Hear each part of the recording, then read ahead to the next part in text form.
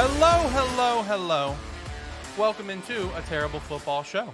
I'm Alex Light with Sparky3. Hopefully you're having a phenomenal day today, whatever day you're watching this. If you're watching alongside of us live or whatever the case is, we appreciate the hell out of you. Okay, so I know last week we hyped up these big announcements, big debut of some really cool things, including our new setup, a new studio. And unfortunately, let me just cut the music. Look, I'm sorry, guys. I know last week I hyped it up, made it to be such a big deal, like it was going to happen. We were good to go. We had some delays, and just unfortunately, it wasn't able to get done.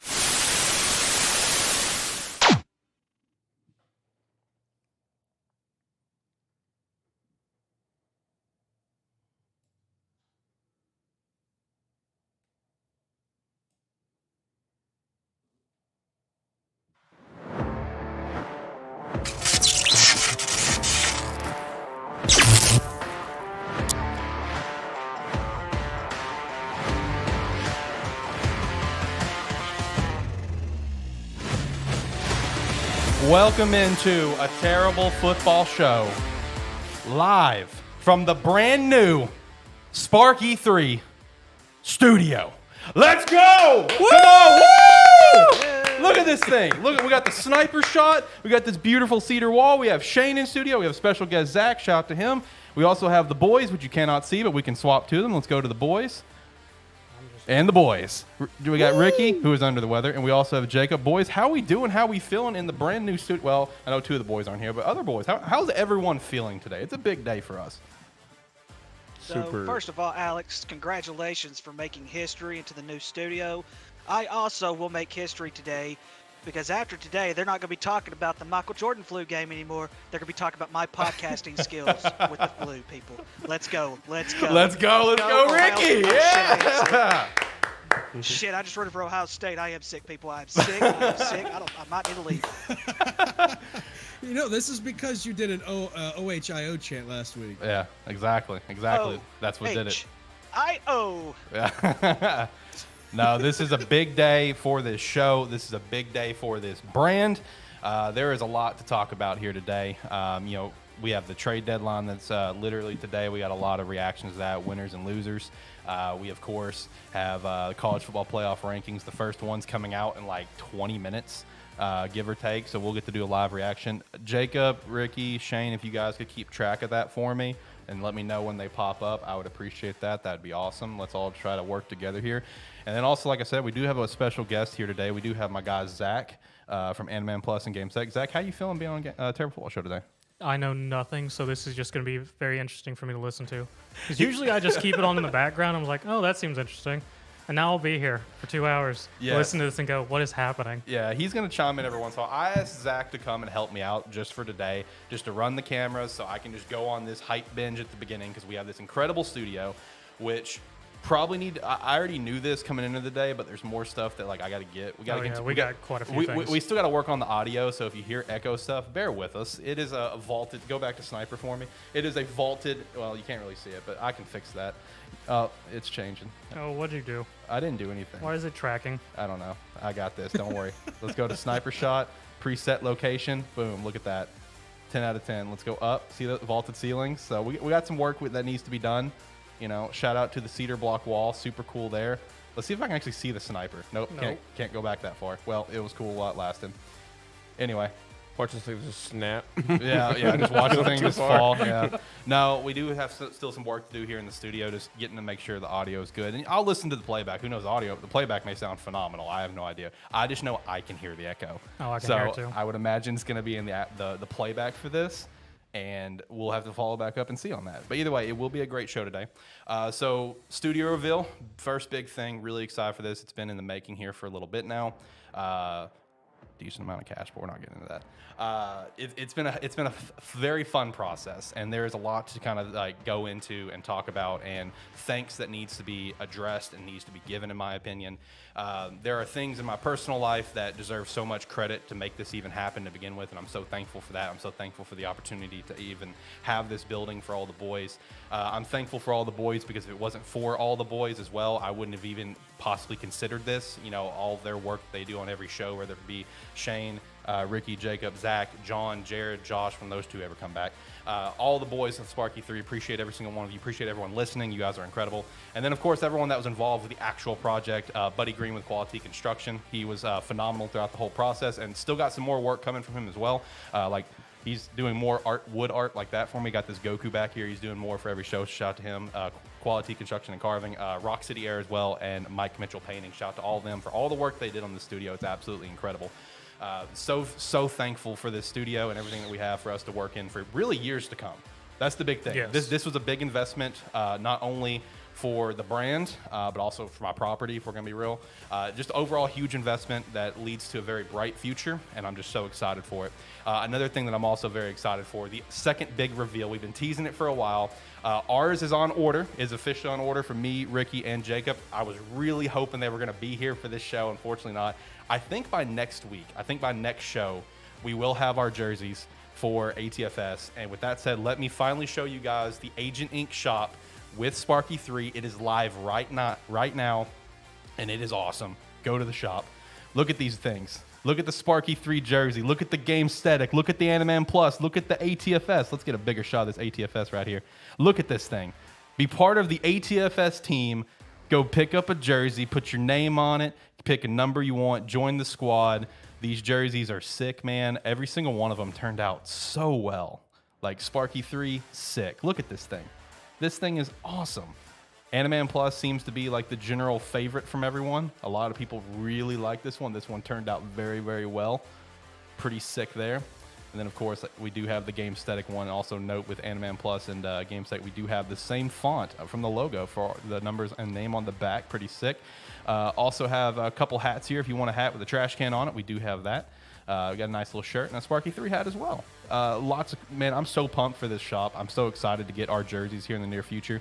And one thing also when it comes to these jerseys that I do want to shout out is that they do offer payment through Affirm, which is a very handy way to pick up merch, pick up really anything you want. Affirm works on basically anything at this point in time. So definitely you can use Affirm to go pick up some jerseys. We definitely appreciate that support.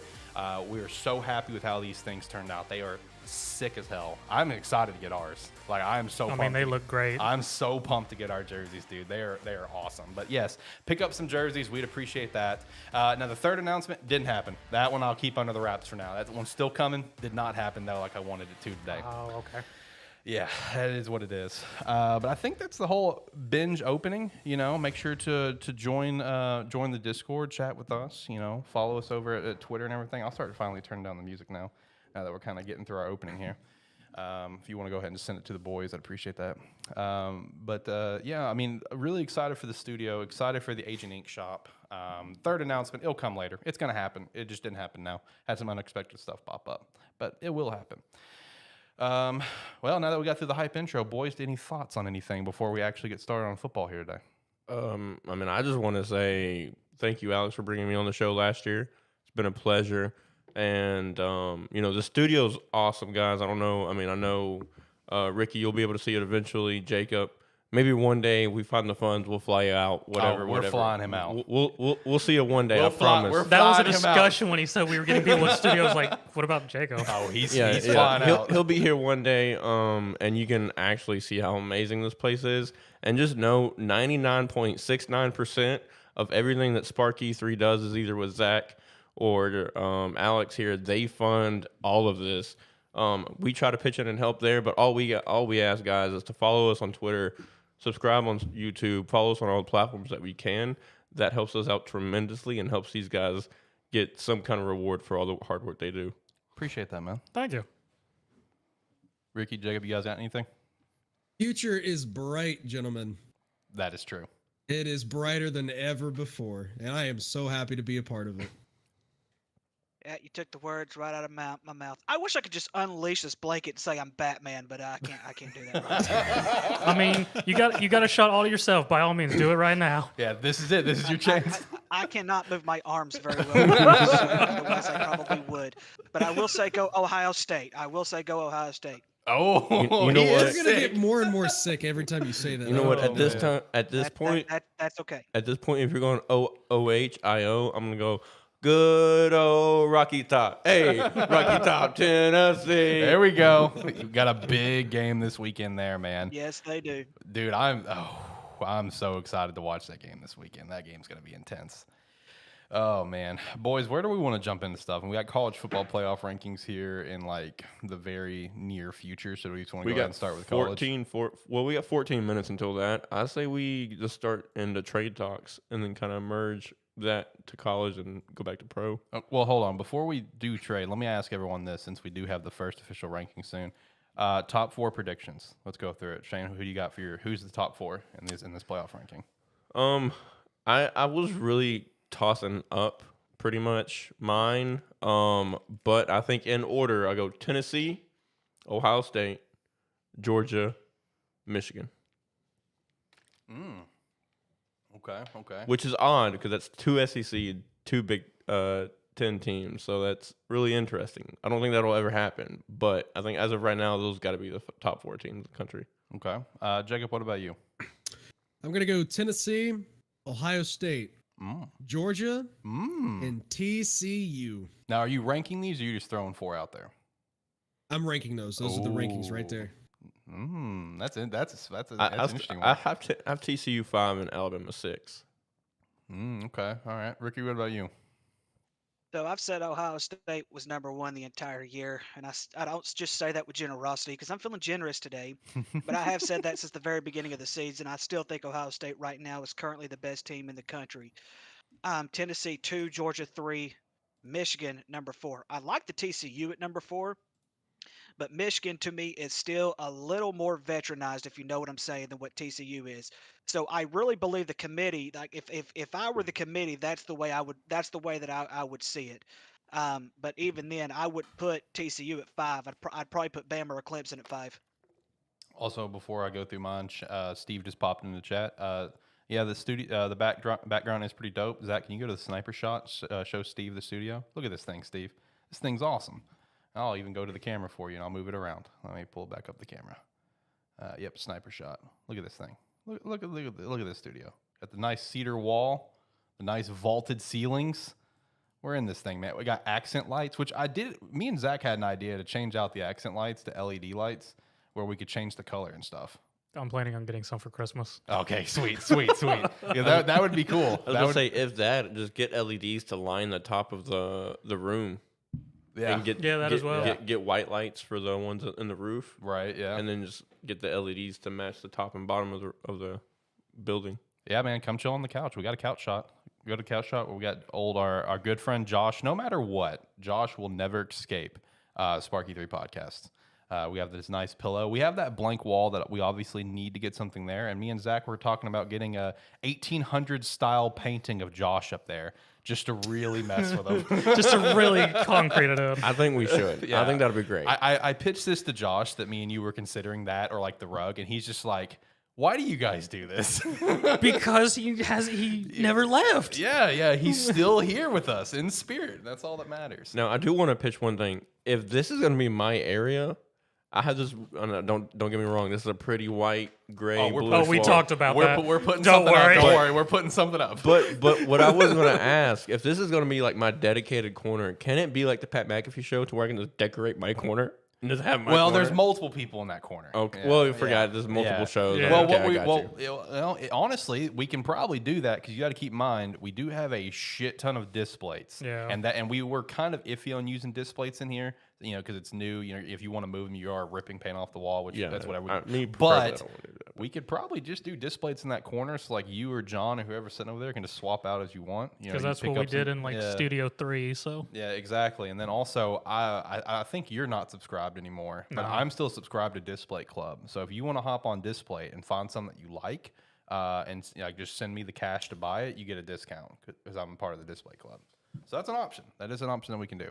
Anyway, back to the college football playoff rankings. For me, #1, I feel like it's going to be by default. I feel like it's going to be Georgia. While I don't agree with that, I feel like by default it's going to be Georgia, and I think it'll be still. I think Tennessee will be 2, Ohio State 3, and 4 will be Michigan. I would love to see Tennessee or Ohio State at 1, but I think by default it's still going to be Georgia. Unfortunately, I don't agree with that, but that's just what I think is going to happen. I could see Tennessee getting 1. You know, especially when you look at like the just how convincingly Tennessee just completely dominates, you know, the teams they play, including, you know, how they just dominated Kentucky this past weekend. I could see Tennessee getting that slide at 1, which would be sick. I'd be here for that. But I'm excited to break down those rankings here in just a few minutes. I will say this much: I think the winner of Georgia and Tennessee will become the new number 1, regardless who's number 1 next week. Oh, for sure. Yeah, absolutely. Yep. Yeah, I mean, this game this weekend is so far the biggest game in college football this year. Wow. Yeah, by far, easy number 1 game of this season so far. Which, can we have somebody search out when was the last time we had a regular season number 1 and number 2 matchup? That's a good question. Yeah, thank you, Jacob. Looks like you're fact checking. I appreciate that. Yep. Also, shout out to Brian Harsin finally got fired. Took long enough. Arkansas, the coach killer. To answer the question, I think Ohio State and Michigan were number 1 and number 2 respectively in 05 or 06. I think it was 06 in the regular season. I mean, it was 06. But LSU and Alabama, I think, were also no, they were 1 and 3. I think when they played against each other. No, I'm pretty sure they were 1 and 2, and that was what, 2012? 2011. 2011, yes, 2011 is correct. Because there was a time that it was. That was the last time. There was a time that it was LSU, Bama, then it was Arkansas. They were the top 3 in the country at one point. Mm-hmm. Oh yeah, I remember that. Yeah, that was the year that we lost Ohio State in the Sugar Bowl because of a fucking tripping call. It's okay, Shane. He probably did trip him. No, again, I'm just feeling generous today. Just feeling generous. Hopefully, you're going to be feeling generous on your picks here in a little bit, but we'll see when we get there. I just might feel generous today. I just might pick Hawaii to win a game finally. They're not on there. I will say they're not on there this time. Even though it is like our biggest rivalry game that's being played this weekend, but it's not even going to be close. It's Fresno State's going to beat the shit out of Hawaii. I don't know. Fresno State's not that good this year, man. They are struggling. Yeah, they are struggling. I mean, right now the line. Dude, the line's like minus 24.5 in favor of Fresno. I think that's bull crap. I think take the points on that. I think you could probably take Hawaii on that, the plus 24.5. I think we might could keep it within 24 points. Yeah. I don't think they're going to win. No, I'd take the points on that. Yeah, that'd probably be some easy cash. Just something to look out for there. Do we want to just talk about some college games before we do college football playoffs? I'm down. Okay. Jacob, how are you feeling in that game this weekend with Ohio State and Penn State? This is the first time that you've really gotten a chance to talk about Ohio State because since you've been on the show, you've just been beating the shit out of everyone every single week. This is the first time you've actually played someone that you can actually really chat about. Penn State was Penn State. They play very, very good, and then they usually end up choking against the top teams in the country. Or just in the Big Ten in general. They did it with Michigan a couple weeks ago too. It was the exact same gameplay. It really, they were neck and neck with Michigan up until halftime, and then after halftime, it was gone for them. And really, Ohio State did a lot of damage within the last 8 minutes of the game. Within a 2-minute span, from 8 minutes on the clock to 6 minutes, we scored 21 points. And that's dangerous because I was going to say, that is the only difference between Michigan and Ohio State is that it took Ohio State a little bit longer to finally get kicked in. But even at halftime, I said, "Don't worry, don't worry." Yeah, I saw your message. Find a way to lose this game. And guys, I think I'm at the point now. Is Jeff Franklin? If Jeff Franklin the right guy to take Penn State to championships? Now, if you talk about 8-4 seasons, maybe a 9-3 season here and there, and one of those. One of those years that you could possibly win 10 games, then you'd probably want to keep him around. But if Penn State's wanting to win championships, you might want to start considering letting him go and getting somebody else in there that's more Big Ten oriented than what James Franklin is. I think if I looked at it correctly, he's 1-10 against top 5 teams, playing against top 5 teams since he's been at Penn State. And that's not going to win championships. You've got to win the big ones, and he's yet to do it. I will say, in terms of your argument on that, that's the argument of basically the Penn State fan base is like the Penn Penn State fan base is basically split in half right now, where it's like one half loves him, one half hates him. And talking to Tyler about this, our local Penn State fan, for whatever reason, he's a Penn State fan. He's in the boat of, if you fire Franklin, who else are you going to bring in? Because it's like his argument is on the side that doesn't hate Jay Frank, where it's just like they may not can win the big game, but at least there's always that chance of them staying competitive and having those possible championship hopes, kind of similar to what Jim Harbaugh has been for Michigan. Because Jim Harbaugh hasn't been able to make it over the hump until last year. Granted, they flopped at the playoffs, but he hasn't been able to make it over the hump till last year. So that's from what I've gathered from the Penn State fan base is that's the gist of, if you get rid of him, who are you bringing in? Like, who's going to be better than what Jay Frank can bring right now? So historically, the top two teams, the top two schools in the country for the top two jobs that coaches want is Notre Dame and Penn State. And then it's everybody else. Notre Dame and Penn State. They're not going to have trouble finding somebody to take over that spot. Penn State is a dream job. And True. I'm not saying that Jace Franklin's not the guy. I'm not saying that he's not the guy, because I do believe he's a good coach. I'm saying he's not the guy because he's not one of the big ones. But to me, I think James Franklin needs to go somewhere where he fits in a little bit more, because now not only do you have to compete with Ohio State and Michigan, USC is right around the corner, gentlemen, and it's going to get even tougher for them. And if you think Lincoln Riley's going to back down from the Big Ten, and I can't stand Lincoln Riley, I love him today, but I'll hate him tomorrow when I feel better. Then he's got something else coming. It's just going to get even tougher. Okay.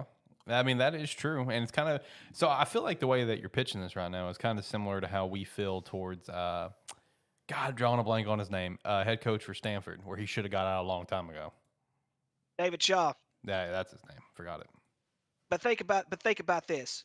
If Ohio State or Alabama came open right now, how many coaches you think are going to put in their resume? Oh my God, almost everyone in the country. So there you go. It's the same way with Penn State. Penn State's not going to have trouble finding a coach, y'all. It's not going to happen. They'll have a coach in 5 minutes after they get rid of him. Kind of like Brooklyn Nets. not football, but kind of like Brooklyn Nets when that news popped. That was quick. That was very, very quick. But no, I mean, you're right. Penn State, it falls into that same sort of category. So you're right. But it's still, the question is, like, who would they get? I guess it come down to the question. Brett Bielema, my friends. Brett Bielema, bring him on up to Penn. I'm just kidding. Don't get Brett Bielema. I mean, he knows how to win in the Big Ten. That is very true. We see that out of Illinois right now. 17th ranked in the nation for Illinois, man. Shout out to that. Lane Kiffin. Yeah, what about Lane Kiffin? You think he would ditch Ole Miss for Penn State? Who wouldn't ditch Ole Miss for Penn State? Are you kidding me? You guys are missing one person that I think could jump back to the Big Ten. Who's that? Let's hear it. Luke Fickell. Ooh. Okay, I like it. Ooh. I like it. I like that one. And he might win the big ones. We'll see. But yeah, Luke Fickell would be a good one. That's a good one. I agree with that. Ooh, Luke. A lot of Penn You thought State. I was about to say Urban Meyer, weren't you, Ricky? You thought I was about to say Urban Meyer. No, fuck that dude. No, there's no way in hell you're going to say Urban Meyer. I'm not even going to say Urban Meyer. I'm not feeling that generous. One name that a lot of Penn State fans are throwing out there, and it's just like, I think this dude can be a very, obviously he's proven himself to some extent to be a good college coach and everything, and I just don't know why Penn State is so fascinated with him as the potential candidate, but Matt Rule is a name that a lot of people are throwing out there a lot for Penn State's job if they get rid. And I'm just like, that's tough. I don't see the appeal for the Penn State job. If you're a fan, why would you want Matt Rule at Penn State? I just don't see that appeal personally. But I'm not a Penn State fan. Because he's a college coach. He can recruit like crazy. When you're winning at Baylor, I mean, and Baylor, you look at what Baylor's doing without him. But I know they were almost in it, or they were in the top 4 last year. They get their butts whooped. But I'm just saying, in general, they didn't get to that spot without Matt Rule. Matt Rule, most of those players were Matt Rule's players that were brought in before he left for Carolina. Right. I mean, that's a good point. He built the team, and Dave Arnada just kind of took it from there, which, man, they have fallen off this year, which could also bring more fuel to your fire right now, is that of how much they've fallen off. Like, the players that are there now are these Dave's players. You know what I mean? Very true. Very true. But I mean, like I said, I don't see Matt Rule going to Penn State. I'm going to stick with my Texas A&M theory. I think they're either going to fire Jimbo Fisher or they're just going to come to an agreement where nobody owes anybody money, where he can go to West Virginia and don't have to put up with that crap anymore. Because I don't know how much his buyout comes down to next year, but the only reason he's still there right now is because that big buyout. They don't want to pay that big buyout on him right now. But I'm still going to stick with that because Matt Rule has Texas connections. He would be a better fit at Texas A&M than he would Penn State. At the end of the year, Jimbo's payout goes to $85.9 million. That's ridiculous. Absolutely ridiculous. All just to have the same record right now, or even a little bit worse record. Worse. Than Kevin. It's worse than Kevin Sumlin. Oh my God. No, I will say Lane Kiffin, Matt Rule are also being looked at for the Auburn job, which I think right now my favorite to get to land the Auburn job would have to be probably Matt Rule or Hugh Freeze. I don't know if I could see Hugh Freeze leaving UCF right now. I'm gonna be honest with you. You mean Liberty? Liberty, sorry. Liberty. Yeah, it's Gus Malzahn at UCF. Yeah. I don't know if I could see Hugh Freeze leave Liberty, honestly. Look, only reason why I kind of intrigue it because I watched his press conference today regarding the Arkansas game coming up this weekend, but literally every other sentence he was bringing up, oh, well, my time in the SEC. Oh, my time with Ole Miss. Oh, yeah, in the SEC, Arkansas just has better players, better coaching, bigger, faster, stronger. Like, it was kind of a sketchy press conference, to be honest. Writing might be on the wall there for Hugh Freeze at Liberty. Did see one other interesting name, Shane. What if they brought in Bobby Petrino? No, I think that is going to be a case where Bobby's happy where he's at. I mean, he's an older guy. He's mid-60s. He's happy where he's at. And also, they have fallen off this year. I would agree with that. I would agree with that. There is a head coach being considered for both the Penn State and Auburn jobs right now that we completely skipped over. Urban Meyer. No, Mark Stoops. He's not leaving Kentucky. I promise that. He would have left last year. He would have left last year if he was going to leave. This is the last year on his contract, I'm pretty sure.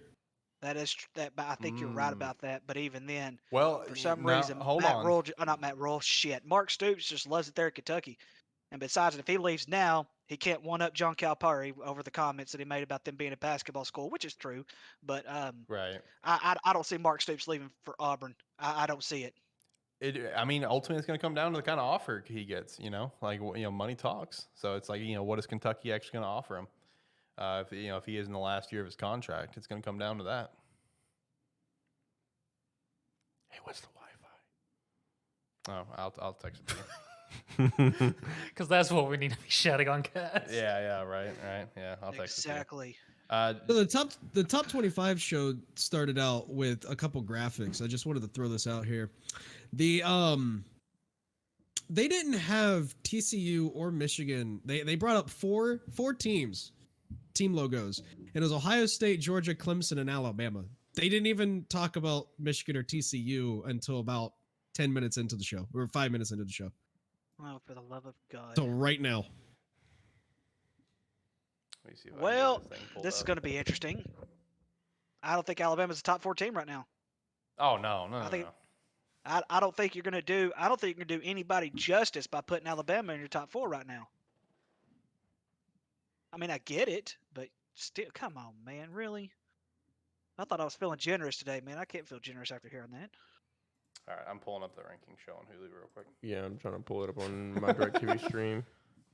I'm too cold to get my phone down. I'm just going to stay here snuggled up real quick. I have it on my second monitor on YouTube TV right now. Top 25 ranked teams revealed next. So I'm going to get that live reaction here soon. I would. Speaking of rankings, how the hell is UCF in the top 25? Whoa, hold on. Cincinnati came into the bounce house and got bounced the fuck out. That's how they're at number 25. They lost to ECU the week before, ECU's and they got blown out team. By ECU. It wasn't even close. They're not a terrible team. Come on, man. Give some respect to the bounce house. ECU's pretty damn good this year. Yeah, give some respect to the bounce house, okay? They have 2 votes in the AP poll. Yeah. I understand that, but I'm telling you guys, UCF is not a top 25 team right now. Don't even. It's retardedness. I understand that East Carolina has had a pretty decent team. If they were unbeaten, I would agree. Put them in the damn top 25. But all they did was beat the number 23 team in the country. They didn't do anything spectacular. They didn't do anything, where the fans didn't even run on the field. Damn, Ricky, if I didn't know any better, I'd say you had a grudge. I hate Gus Malzahn. I can't stand the son of a bitch. He does hate Gus Malzahn. Don't worry. UCF is going to declare themselves national champions after this year. Probably so. That was the dumbest thing I ever heard in my entire Okay, now life. look, that was pretty dumb. Okay, I won't And lie who there. was the team they beat? Auburn. Who was coaching that Auburn team? Gus Malzahn. Gus Malzahn. Yeah. Gus Malzahn. But you also see the coach I- that declared themselves national championship is sitting Alright, on a couch at home. We just got 25 through 21. Hold on, let me catch up. I got it right here.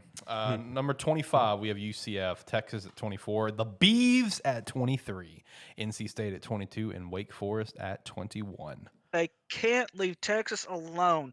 Come on, people. For the love of Jesus. How many games did they have to lose before you're going to finally find out they suck?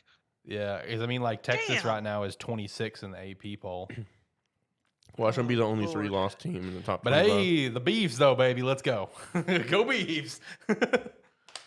Texas will be the only 3-loss team in the top 25, I guarantee it. Oh yeah, for sure. Oh, here we They'll go. be the only Number they'll be 20. the only fourth team. Number 20, we have the Orange. Number 19, we got the Green Wave. Let's go. 18, we have Oklahoma State after that embarrassing loss. North Carolina at 17, and Illinois led by Burt Bielema at 16. Here we go. Here we go. I can't argue with any of those. Yeah. Shout out to the Green Wave, man. Shout out to the Green Wave. They are riding a wave of success right now. I'm shocked Syracuse is still in the top 20. Yeah. I am too, but I think their schedule really helps out just a little bit. I mean, they played Clemson last week, right? No, They last played week was Notre Notre Dame and Dame. got That was Notre Dame. smacked. Yeah, it was Okay. Clemson the week before. Yeah, And Syracuse was at home. yeah, which is that's kind of the worst part for that one because Syracuse is usually pretty damn good at home, honestly. Ooh. Ooh, here we go. 15, we got Penn State. 14, Utah. 13, Kansas State. And 12, UCLA. And 11, Ole Miss. UCLA's ranked above Kansas State. Well, I want to know what kind of Correct. crack they're smoking. I want some of that stuff right now. UCLA is a 1-loss team. Kansas State's a 2-loss team. And Kansas State's UCLA's still a better team, UCLA's and only UCLA's in the loss is to Oregon. yeah, but they're still in the Pac-12. Their schedule's weak. Are you sure you're feeling generous? I was till I saw that Texas was in the damn top 25. Like, damn, how many losses? 3. Okay, They're only 3-loss. All right, here we team go. in the Top 25. 10. Number 10, we have LSU Tigers. what? Yeah, LSU Yep. at number 10. LSU's back, baby. All right, here we go. What's 9? Hit us with it. LSU at 10 now. You That's, think they put interesting. LSU at 10 so that way when Alabama beats them this week, it looks better for Alabama? Could be. Could be. Because Yeah. they won Conspiracy Alabama in theory. that top 4. Yeah, that's That a good money. Conspiracy theory. That's a good point. And it's at LSU. Especially with Tennessee and Georgia playing one each other, because whoever loses that could drop out of the top 4. Right. Push Alabama into it. Well, that's a very good. Oh, number 9, we have USC. Future Big 10 team. Yeah, here we go. Future big. Ricky is just in disgust right now. It's a mix of in disgust and just being brutally exhausted and sick. Jacob, Number 8 is probably going to be Oregon. Jacob, real quick. I don't know how you wear glasses. I mean, yours is probably prescription, right? Though, because Yeah. I've been wearing these. So I've been wearing these glasses. I've had these glasses for a couple of weeks now, but I just now started wearing them due to my migraines, and they're like the blue light defenders or whatever. That when you're looking at screens and stuff, man, they hurt my Yeah. ears when I'm wearing headphones, dude. I don't Number wanna 8, we do have it. Oregon. No surprise. Yeah. Next is either going to be TCU or Clemson. I would say Clemson Probably and then TCU. Yeah, they're probably gonna put TCU. TCU first. TCU at 7. Yeah. All right, so who's coming The in committee- at 6, boys? Is it gonna be Bama? Is it gonna be Clemson? I'm feeling Clemson. Feeling Clemson right now. Clemson or Bama? They're going to give Bama all the opportunity in the world to come in into the That top is- 4. Yeah, That- Bama will that's be very 5. true. Watch, Bama will be 5. if not 4 above Michigan. Watch. We cut to Kirk. Top 6 ranked teams will be revealed next. Screw you, Kirk Herbstreit. Having us wait on it. Yeah, he's a traitor. Anyway, I already did mention this, but man, what you guys think about that just embarrassing loss from Oklahoma State this weekend? Was it 48-0? 48-0. I mean, Kansas State's a good team, but I mean, god damn. With a backup quarterback. What the hell's going on at Oklahoma State? Like, they were supposed to be one of the promised teams, in the Big 12. Like, what happened? I think when it comes to 2 teams like that, I mean, you just straight up got outcoached, to be honest. Right, yeah. I mean, that's no doubt about it, especially going in there with a backup quarterback. Oklahoma State had every reason to win that game, but yet they get treated like dog. I mean, they got whopped. Yeah, just got absolutely just blown out of the water. Sheesh. Ever since Kansas State lost to Tulane, they've just blitzed teams when they're at home. It's not. I mean, I do not want to go. If there's one place, I do not want to play a football game right now. It's Kansas State. Led by Adrian Martinez and his 17 grandchildren. Nope. Will actually be 21. Oh yeah, true. Yeah, I tell you what though, this is looking great for Tulane right now. Oh yeah, true. With how which is looking even better for Southern Miss, who beat Tulane. They'll put a 2. I'm about to say here we go. It's not going to go anywhere else. Looks like we're about to get to this. I do like Tulane though. I do like the Green Wave. Alabama at 6. Okay, so Clemson at 5. Clemson at 5. That's what I'm feeling here. Here we go. Okay. Bama at 6. I respect it. Really going into details here. We'll get number 5 in a second. It's coming. I'm feeling. They're going to do when they reveal the NCAA tournament brackets. They'll go through a commercial break after revealing every little team. Oh yeah. I'm feeling Clemson at 5 though, and then 4 Michigan. That top 3 is that's where it's just like I feel like all 3 of the top 3 teams could just interchange. You know what I mean? Yep. They can all just easily move around. All 3 have an argument. All 3 have an argument right now. The argument for Tennessee and Georgia is their schedule, but Ohio State's taking care of business against everybody. Yeah, exactly. And we have not really seen. Well, we saw them struggle for 3 quarters against Penn State, and then turned. That's one ball game. Ooh, Michigan at 5. Okay. What the ever living hell? Ricky's just get angrier and angrier. Damn. Jesus, look, come on, people, stop kissing Dabo Swinney's ass. my Lord, they put Clemson in the top 4. What? What the damn? I was here to feel generous today, boys. I'm going to get even sicker because I'm going to get it even. Oh, this is terrible. This is terrible. Absolutely terrible. Ugh. The overrated Clemson Tigers at number 4. God, I hope they lose this weekend to Notre Dame. I hope they lose. Hey, that could be. Notre Dame's coming for business. Yeah, that could be a trap they're game. coming for everybody's throat. Yeah, that could be a trap game. It depends on which Notre Dame team shows up. If you see the Notre Dame team that showed up against Syracuse, yes, you're absolutely right. But if you see that Notre Dame team that showed up against Ohio State or Marshall, it's over. Hey, that mighty Marshall, man, you can't knock them. The mighty Marshall thundering herd, led by Cole Pennington, son of the legend Chad Pennington. They've struggled though. They have struggled since they beat Notre Dame. Yeah, with Clemson being at 4, they're going to have Georgia fucking 1, dude. Ugh. Yeah, like I said, Georgia's going to be 1 by default. I don't agree with it, but it's just what it's going to be. So it really comes down to who's 2 and 3 at this point. They're going to have Ohio State 3, and they're going to have fucking Tennessee 2, and Georgia 1. I don't know. Ohio State could be number 2. So the only thing that I could give an argument for Clemson being number 4 over Michigan right now is because we have not really seen them struggle as much as we saw Michigan struggle earlier in the year. That's the only argument you have. Yeah, but I mean, just you cannot tell me straight from an eye test right now, Clemson is better than Michigan. Ooh! He's cheering. Whoa! Georgia at 3. Shit. Georgia at 3. Now we're getting somewhere. Now we're getting somewhere. This is a spicy top 6. What? All right, so yeah, Ohio State should be 2. Tennessee gonna be 1. I love to see it. Holy shit. I love to see it, though. Shit. Wow.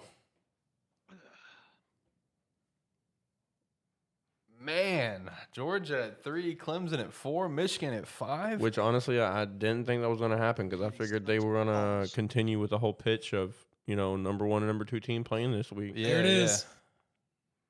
There it is, he says. Up Ohio State at 2. Tennessee at number 1. Okay. Wow. Look, I'm here for that, though. I'm here for this. Tennessee. Again, I can argue that point for the committee. I can argue that point. I can argue the 1, 2, and 3. There is no way in hell anybody can convince me that Clemson's better than Michigan right now. No, not at all. No. That's the only thing I viciously disagree with here is Clemson at 4. Because honestly, like I said, I thought it was going to be Georgia by default for number 1, but it's one of those things where it's like I just don't view Georgia as the number 1 team in the country. I view them as the number 3. I really think it's Tennessee and Ohio State's show and everyone else. I agree. And the thing is with me, even Alabama, even with ways that they've struggled, you can still have a very huge argument of putting them over Clemson. So when you're tossing Clemson in at 4, they shouldn't be there. And you can very well toss them anywhere between 5 and 6 and have Alabama or Michigan be there instead. I don't really agree with that. And with them making that mistake, I'm surprised they got 1 and 2 right. I want to know who the head of this committee is this year.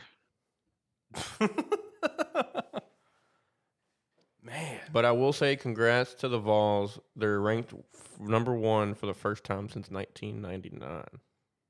See, and here's something else I disagree with. Why not let a handful of fans decide who could be in the top 4? Because these committee members are all Richie, stuck-up assholes. Why not let us decide the top 4? Yeah, let a terrible football show. Let a terrible decide the top football 4. show do it. Let's do it, man. Hey, we're terrible.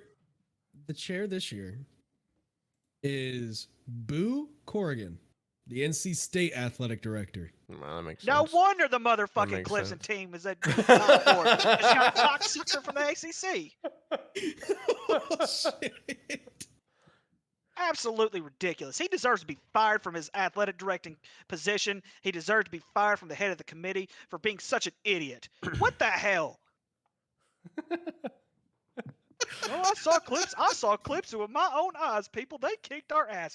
Guess what? Shit. He's dying. Notre Dame kicked your ass too, Syracuse. So you gonna? Oh, damn! I cannot believe that shit. Oh Lord, forgive me. Lord, forgive me. We're gonna have to. Oh man, though. Goodness I'm gracious, I'm glad to see Tennessee at 1 though. I feel like they do deserve it. They're very much valuing that Alabama win. Right. Well, yeah, you have to, because Alabama was fully healthy in that game, and they had a 28-10 lead on Alabama. Yep. If they wouldn't have turned the ball over so much, they probably would have blown Alabama out. Mm-hmm. Yeah, I mean they were. It was what, 21-0 starting out the game. Right. Yeah, and just back to the point with the 1 and 2. Like I said, I just view college football right now. This is Tennessee and Ohio State's show. I mean, could it change this weekend? Could Georgia somehow get the dub on Tennessee? Yeah, I mean, of course it's possible. I just don't. I think it's Tennessee's show this year. I really do. And right now, Vegas has Georgia a double-digit favorite. Really? What? The line is double-digit? Yeah, I think it's they opened at a 13.5 or 14-point favorite. I can't remember. What? No way. I want what Vegas is smoking. I want what this committee is smoking, because obviously it's got to be some good stuff because they're rich bitches. So I mean, they're doing it. Man, that's what they did. That's what the chairman of the committee did. He's getting stoned before he put. Then he's like, Clemson is so good. Clemson at number 4. Oh my God. Clemson only has a 4-point favorite over Notre Dame this weekend. Go Notre Dame. Go Notre freaking Dame. I hope Notre Dame beats Clemson. I'm here for chaos. I love by some double chaos. digits. I really hope it's by double digits. I love some chaos. I'm here for it. No, I've said on this show before that I'm much more of a pro football fan than I am college. Just how I've always been. So like when it comes to watching Tennessee and Ohio State, I'm kind of curious you guys' thoughts on this. When I watch these two teams, this is the comparisons that I see. And when I say this, I'm at least for Ohio State's comparison, I don't necessarily mean strictly just this year. I mean like just in general over these past few years. When I see Tennessee, right, and I watch them play, I see like the Buffalo Bills right now. Like, that's the level of team that I see. Ohio State, especially with what they did this weekend, what I see is I see the Kansas City Chiefs because they can just turn it on whenever they want. And that's what I see out of Ohio State is I just see them like the Chiefs where they're just like, all right, all right, yep, fourth quarter. Let's turn it on. Let's go ahead and win this game real quick. That's what I see when I look at these two teams personally. If you were to put Tennessee's offense with Georgia's defense, nobody in the world would beat them. Well, except for NFL teams, but nobody would beat them. Right. However, if you've noticed the trend here lately, usually the better offenses win the SEC, and the better offenses have won the national championship. Last year, Georgia just had a defense that was just out of this mind. It was unbelievable how good they actually were last year. So yeah, I honestly believe this is going to be one of the best games we've seen in a long time. Oh, I know. I'm excited for this weekend, man. Yeah, I'm very, very. Is it 2:30 our time? I think. Yeah. No. Yeah. It may be a night game, but I'm not sure. I will have to check it. It's 2:30 you guys this time. Okay. Cool. Okay. So real quick, this kind of bringing me back to Shane Sharp's picks from last year. Oh yeah, shout out to that. Because I'm using the Vegas Insider. Yeah, shout out to that. Rest in peace to that segment. Yeah, I like that segment, but you know what? Of course you did. So yeah, Ricky was right. Georgia opened up at 12.5, and they are currently sitting still at an 8.5 point favorite. With the over under at 65.5. That is insane. I'm gonna have to hammer something there. I'm gonna have to hammer something there. That's a little much. Oh yeah, there's the college football committee chair. Yeah.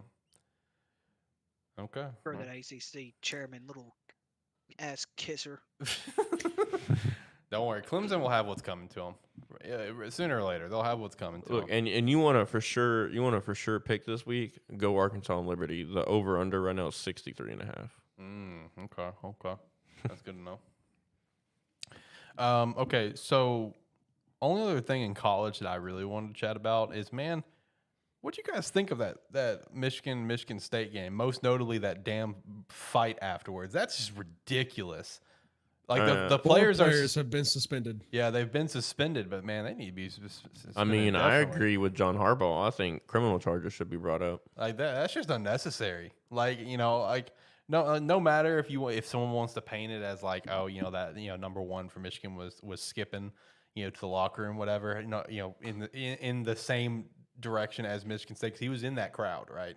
I get it. Like, I understand what you're trying to pitch. Like, no, like you can't do that at any level. It goes back to like the D-Hop thing. You know what I mean? You can't do that. You just can't do shit like that. It's just not how the world works, man. We're not in high school. You can't just beat someone up and get ISS and call it a day. That's not how it works. It's rivalry games, though, man. I know. That's what happens. It's all in the atmosphere and the culture of a rivalry game, especially an in-state rivalry. Right. Yeah. I mean, I agree. I mean, those kind of things are going to happen, but when it comes off the field, that's when you got to be a little bit more stricter on that, because yes, during a play or whatever, I understand that more.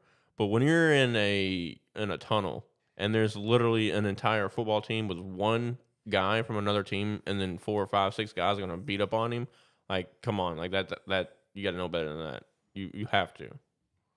You're classless. Yeah. They should not be allowed to play football ever again. Okay. Although Jim Harbaugh has been a little whiny bitch these last few weeks, these last few games between Michigan State and Penn State. That's both games. A lot of shit talk that's been going on between everybody. Yeah, that's just how it is. He complains. He complained about it in the NFL too. He's okay with him and his team doing the shit talking, but when another team does it towards his team, they're wrong. They can't do that shit. Never forget the Jim Schwartz thing. Remember that? Yep. Yeah, between Jim and Jim Schwartz, between Niners and Lions. I'll never forget that one. Man, I can't stand Jim Harbaugh. he almost became the Bears head coach. He's a booger eater. Coach in the Big Ten. Yeah. I'm feeling generous, people. I'm feeling generous. All right. Any other college stuff we want to chat about? Got the playoff rankings. AP's kind of irrelevant now. Talked about a few main games. Talked about a few main things coming for this weekend. Anything else that you guys want to chat about? If not, we'll hit the NFL trade deadline and kind of give reactions to everything there. Yeah, I'm excited to talk about that. I bet you are. Ricky, Jacob, you guys got anything? No, I'm good. Go Ohio State. OH. IO. Woo! Got two. Let's go. Sharon, how about you? Where's your IO? Over there. Man, go fuck yourself. All right. Yeah, NFL trade deadline. Okay, so winners and losers from this. So the Bears are pretty active. You know, we traded Robert Quinn last week, which I get that move. You know, based on how much we're paying him. That didn't surprise me at all. Roquan Smith, knee-jerk reaction was pain. Knee-jerk reaction was pain. Knee-jerk reaction was like, why did we do this? But then like immediately afterwards, I'm just like, well, I guess it does make some sense. I mean, the guy was wanting to get paid, $22 million a year. 22 mils was the number I heard, which would put him in the same range. Actually, he'd put him above Shaq Leonard and Fred Warner, who I would take both of those over Roquan any day of the week. You know what I mean? I take both those guys. And he's in. I think Chicago's just trying to get you a little bit younger as well. I think so too. And it's just like we weren't going to pay him because especially when you look at where our defense is at, you know what I mean? Pass defense, we are top 10 in the league. We are top 10 in passing yards allowed, and we are top 10 in passing yards average per game allowed. We are top 10 in that category. Run defense, which is obviously relying heavily on the front seven, relying heavily on Roquan Smith. We are second to last in the NFL. The only team that's worse than us is the Houston Texans. So, it's one of those things that's like, Roquan, I've said it before. I think I think these past couple of years, he's been a very underrated linebacker because you compare stats to Fred Warner and Shaq, he's right there with them. This year, it's just been a decline, in my opinion. So I'm not, in hindsight, I'm not against the trade because at the end of the day, I mean, even if we would have re-signed him, the guy would not become a Lance Briggs. He wouldn't become a Brian Urlacher. He's just not. He's a good player, but he's not going to be one of those two guys. So I get it. But we did make a trade for Chase Claypool from the Steelers, which, it's another weapon that we need. The offense is steadily improving, and this is just going to give another weapon for us because we don't really have weapons. So at least gives us something. Which the only thing I don't agree with there, you gave up the same amount for Chase Claypool that Arizona gave up for DeAndre Hopkins. Yeah, I know. I'm aware. I'm surprised we didn't trade Monty, though. I thought Monty would have been on the trade block, personally. But, I as we chatted about before the show even started, I don't think he's going to get the money he's looking for, at least out of Chicago. Now, one of the biggest trade shocks, in my opinion, was Minnesota getting TJ Hawk the Cock. I didn't expect that because it's an in-division trade. And, not only did the Vikings get TJ Hawk the Cock, they also got a couple of extra picks with it, too. So, Detroit got a second and a fourth, I think. Maybe one other, a second and a third, maybe a conditional fourth. But then, meanwhile, Vikings got TJ and 2 fourths, I think. It's just like, who made that deal? The deal makes no sense to me. So, since the Detroit Lions are basically the Vanderbilt of the NFL, they could have traded Kirk Cousins away. They could have traded their whole entire team to Detroit, and Detroit would still lose. So, that makes sense to me. No. I saw when I was listening to the Pat McAfee show when that trade happened live, they were making jokes about it where, it's just like Dan Campbell probably traded TJ away because he saw himself in TJ. And he's just like, get out of here, man. Get out of Detroit. Go somewhere else. Go to a winning team. Don't stay. I see myself in you, man. Don't stay here. And I'm just like, I can see that. I can see that. That Detroit team stinks. But yeah, Roquan to Baltimore, though, that's a very good pickup from them. Obviously Robert went to Philly, good one there. Miami, man. getting Bradley Chubb. Because not only did they get Bradley Chubb, something that other people were pointing out on Twitter that's a big dub there is you got to look at these 3 first-rounders that they got from trading with San Fran to get Trey Lance, and look at what those picks turned into. One of the first-rounders, they traded up in a package to trade up to get Jalen Waddle. Well, the other first-rounder, they traded to get Tyreek Hill. Now the other first-rounder, they traded to get Bradley Chubb. Like, dude, that Miami is dealing right now. Miami is like putting all chips in on the table right now. That's a huge pickup for Miami's defense. Offense is already rolling. Defense has been playing well. Bradley Chubb is a massive pickup for them. Then, of course, we had San Fran getting C-Mac recently. He's starting to come alive there. Jets get James Robinson from Duval. Pittsburgh picked up William Jackson from Washington today. Jacksonville getting Calvin Ridley, who's still suspended, mind you. He's still suspended for the rest of this year. He shouldn't be, but... No, he shouldn't be. I agree 100%. But, I saw someone point out that the irony of it, that he got traded to Jacksonville because the game that he bet on that got him suspended was Falcons in Jacksonville. And now didn't he pick himself to win? Yeah, he picked he was out that game, and he was betting on the Falcons to win. And that's what got him suspended for the entire season. Stupidity from the great Commissioner Roger Goodell. Yep. And then Buffalo got Nyheim Hines, which Tyler was actually pretty pumped up for. I think Nyheim has been a pretty solid backup in Indianapolis for these past few years personally. So I kind of like Nyheim Hines going up to Buffalo. They did trade Zach Moss, so it's not going to be Nyheim Hines and Devin Singletary as the new run game. I actually like that move a lot, personally. I mean, it's an upgrade. How much of an upgrade, we won't know until... Yeah, I mean, you still got Josh Allen as your running back, so, I mean, you're good. True. You still got your quarterback. I did see reports where Carolina apparently had multiple first-round picks from the Rams for Brian Burns and did not take it, which I thought that was shocking. I also was seeing a lot of reports that DJ Moore was about to be a Titan by the end of the day, but that did not happen either. Unless it did and I missed it. I don't think it happened, though. There was also reports that Brandon Cooks was going to be traded. That ended up not happening. He is very unhappy. There's another player that was Cam Akers. He was wanting traded out of L.A. and he did not get traded. Alvin Kamara was almost traded to Philly at one point. Kareem Hunt I had some trade talks. See, that didn't happen either. That was what I heard was a hot topic for Kareem Hunt to go to Buffalo. That's what I would have liked. But I also heard Kamara going to Buffalo too. No. Yeah, but I heard his top landing spot was wanting to go to Philadelphia. Yeah. Can you blame him? No, not at all. Philadelphia's all in on Miles Sanders though. He's been having a good season this year. Right. Who would you guys say is winners and losers out of the trade deadline? Because I can tell you right now who's the number one loser. Packers. Easy. Yep. How get anybody? Nope. How can you be in the state that you're in and not make a move on anyone? And the only thing I can think about is what Jacob said an episode or two ago, where it's like, this is history just catching up to the Packers. Poor trading, poor free agency moves, poor drafting moves, poor just ownership decisions. It's all led up to where they are right now. Yes, who do they really have? What draft capital do they have, and what players do they really have to even have been in the trade deadline deals at this point? Nobody, except for Aaron, and they're not gonna trade Aaron with that huge ass contract. It still does not make any sense to me why you get rid of Devontae Adams. He could have been the future of their franchise, and Aaron Rodgers is on his way out the door. He had one foot out the door last year. I think that was more of Devontae Adams wanting out of that disgruntled front office than it was Green Bay wanting to hold on to him. But yeah, but he went to arguably an even more disgruntled front office. That's very true. With the Raiders. But at the time, though, Jacob, the Raiders were looking really, really good. And then instead of getting the coach that the players wanted, they went out and got Josh McDaniels, and now they're eating their own. They're just basically biting their own tongue at this point. It was a terrible move.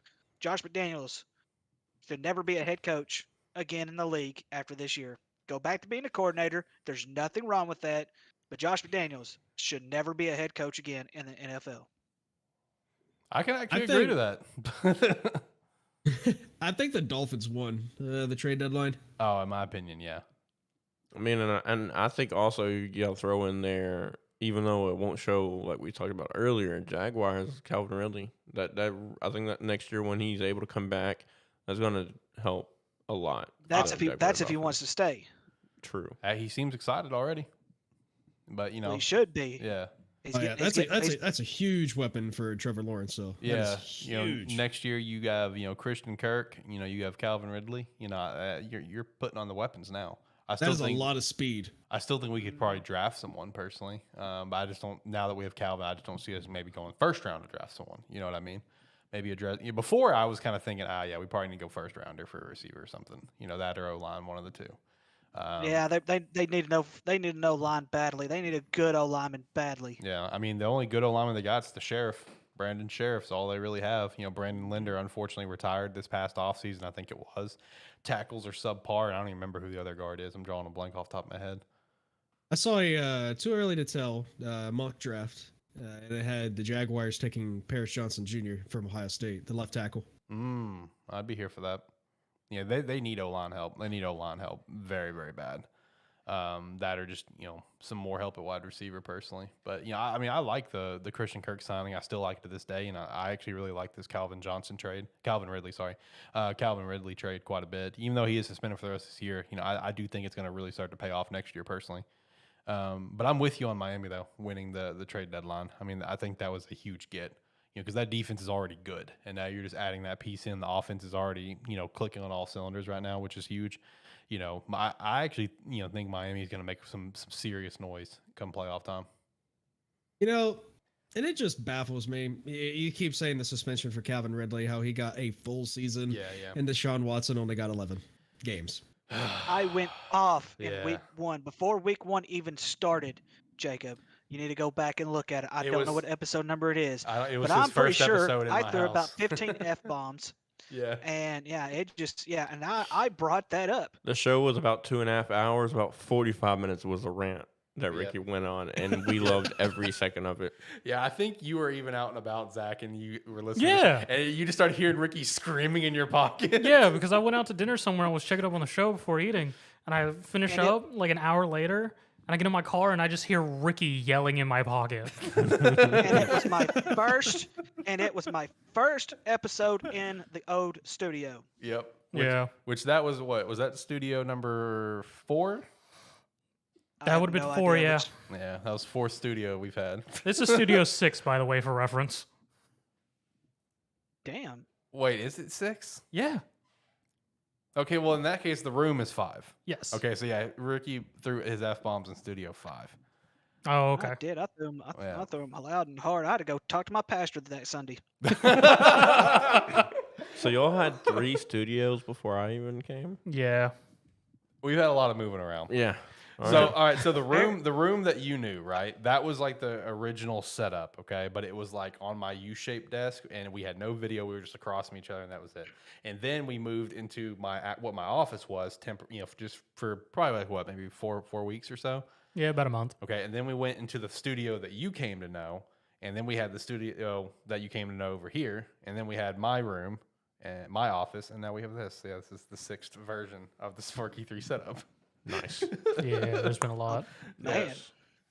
We keep moving. I've been to 3 studios already, and I've only been here since August. Yeah. We've been around, man. It was a joke for a little bit. It was. Where I think Zach threw up the pitch. Just like, you just need to go through the history. Just go through and get videos of the history of everywhere that we gone. You get a huge time lapse. Yeah, pretty much. Time lapse.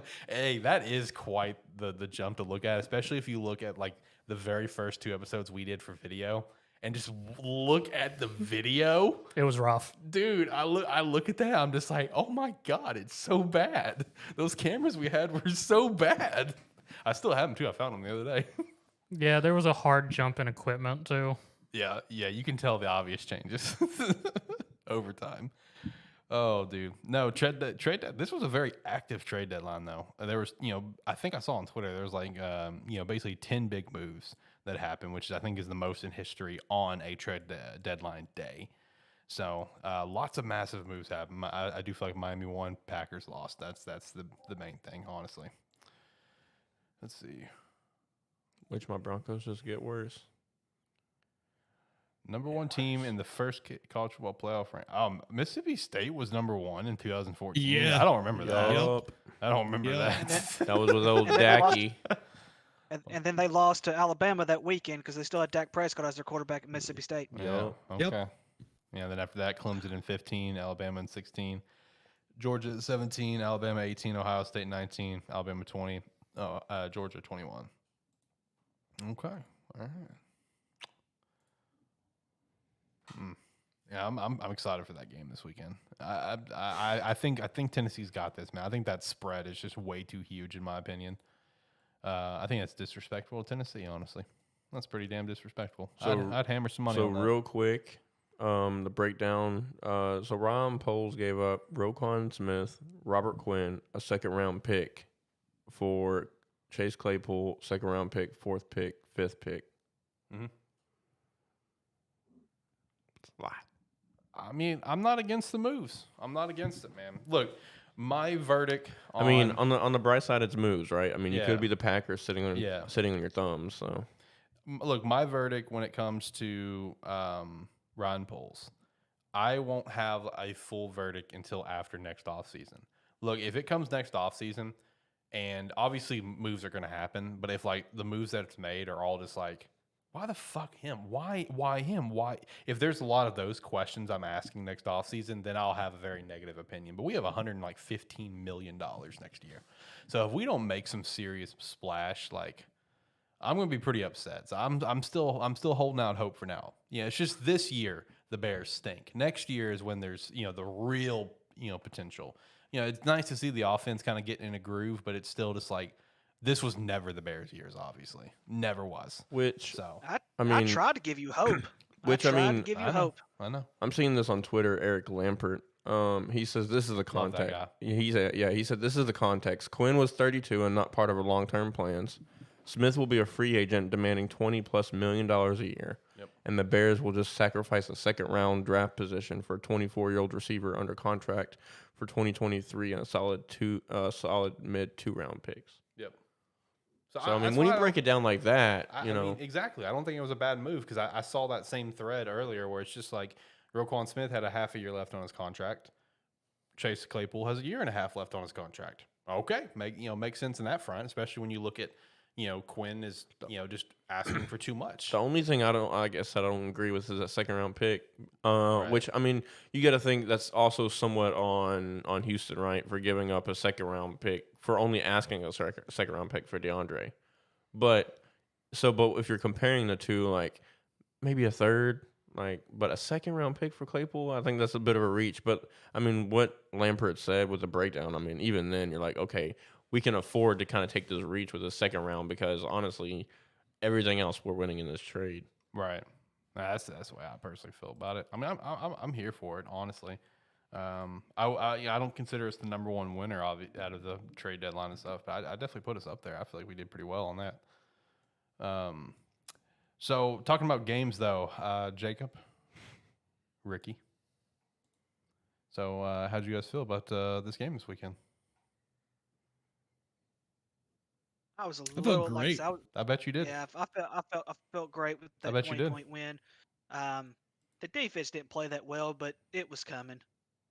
It was a matter of time. Yeah, it was a matter of time for them to come. Very impressed with the Seahawks getting that dub over the Giants.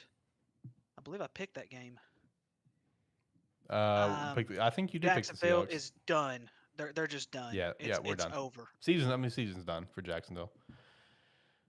No, I was listening to the Dallas-Chicago game on Sunday when I was setting more stuff up here in the studio. So I got to listen and kind of watch that full game on a monitor while I was working. I mean, like I said, the offense is starting to click. We turned it on in the second half. So that's cool. That's the main thing.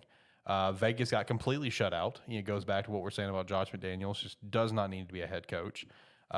Tampa Bay is dead. I'm sorry. I know they lost to a good team, but I mean, I'm still on the boat that Tampa Bay is done. Like, they're not even making the playoffs at this point.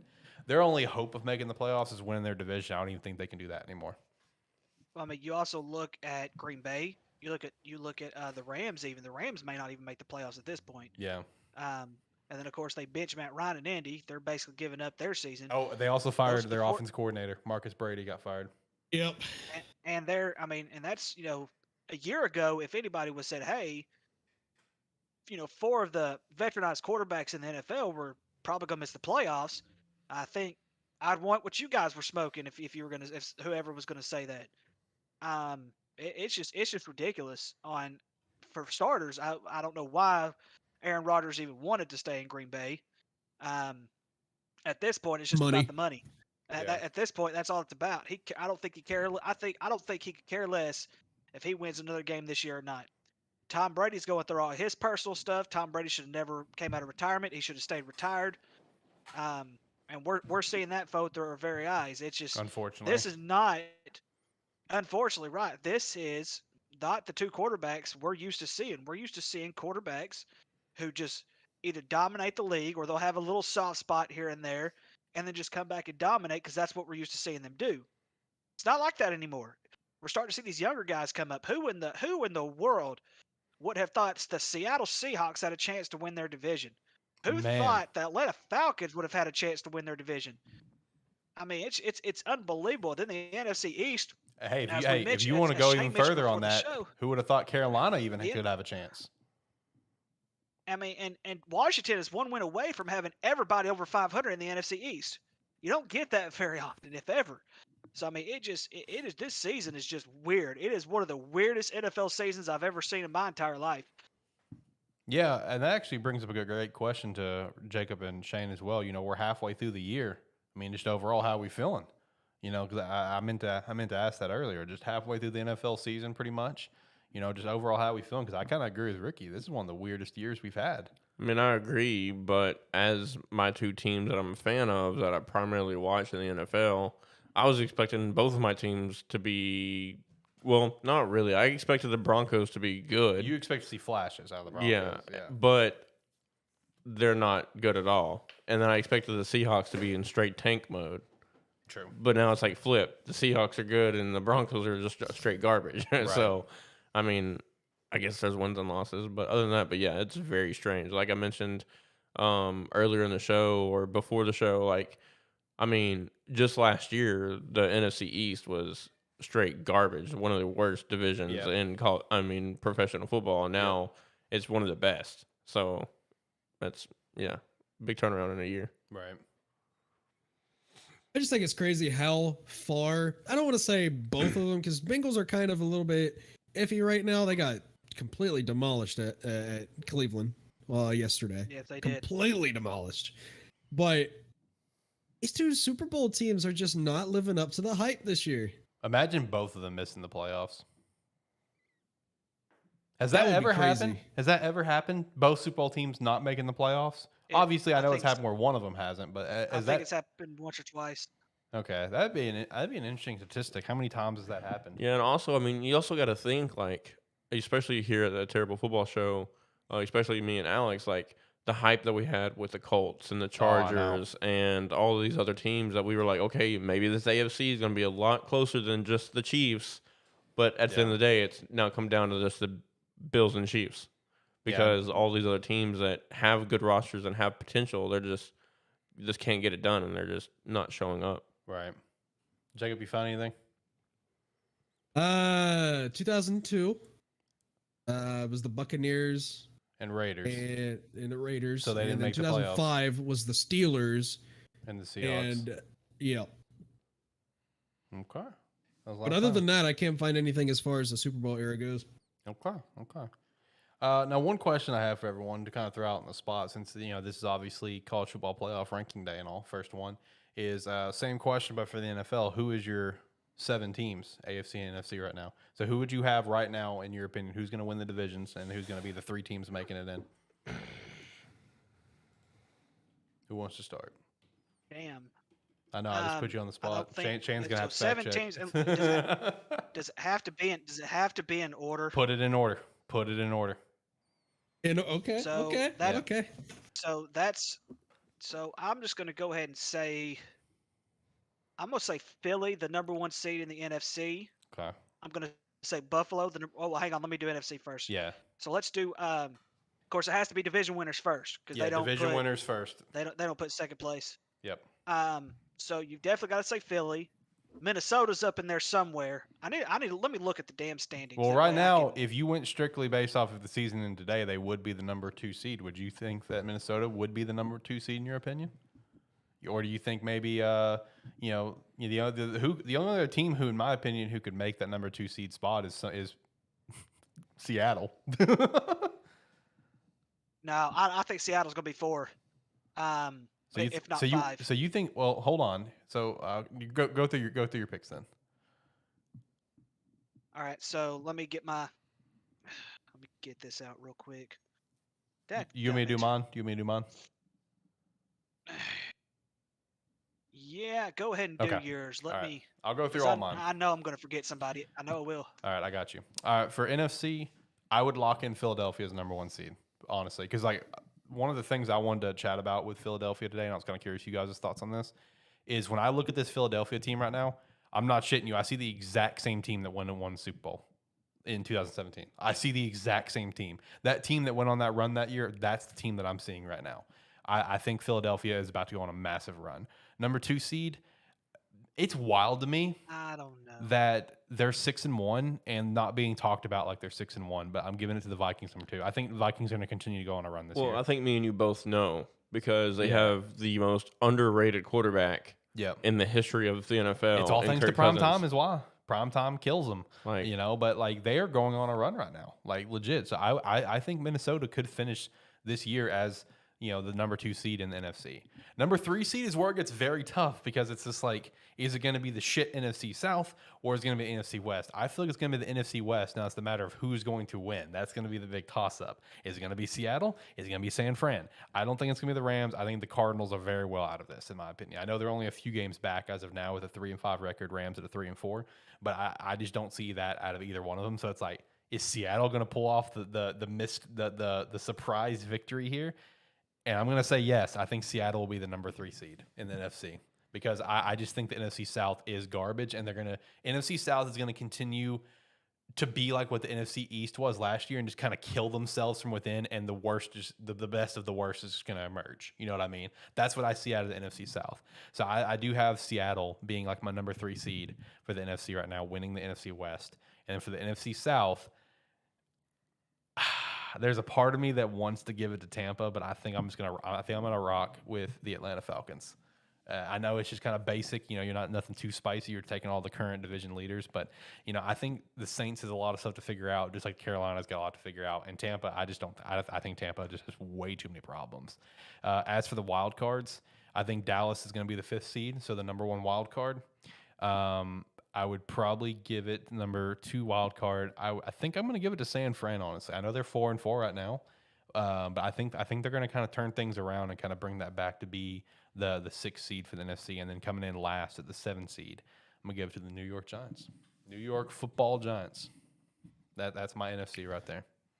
All right, so I'll agree with Philly, and I'll agree with Minnesota. The 3 seed is tough though because it is so I think hard. San Fran is going to turn it around before. I think San Fran is going to figure something out with Christian McCaffrey at running back, and I'm not going to count Jimmy Garoppolo out. So I will say that San Fran figures things out and wins the NFC West. I want to say the Atlanta Falcons. I just know Tampa Bay's schedule does not favor them at all coming up. Atlanta, on the other hand, I think they have a little bit of a favorable schedule compared with Tampa Bay. Then I think Dallas will be the 5, New York the 6. And to be honest with you guys, it's probably going to be between Seattle and Washington, but I think Seattle's going to be a better team. I think Seattle's going to pull it off in the long run. For all 4 NFC East teams to make it, Washington's going to have to beat Dallas, New York, and Philly, I think, in order to do that. And I don't see that happening. So I'll stick with that. Okay. You got yours, Shane? Yeah, I can go ahead. I mean, mine's not going to be much different than what Alex's is. I've got Eagles and Vikings 1 and 2. Because I'm still sticking on my preseason hype of the Vikings. I really am. I mean, besides primetime, Kirk Cousins has still played great this year. If you can just get over that primetime hump, man. Yeah. And then as far as the NFC South and West, I think the 49ers are actually going to find a way to end up winning that.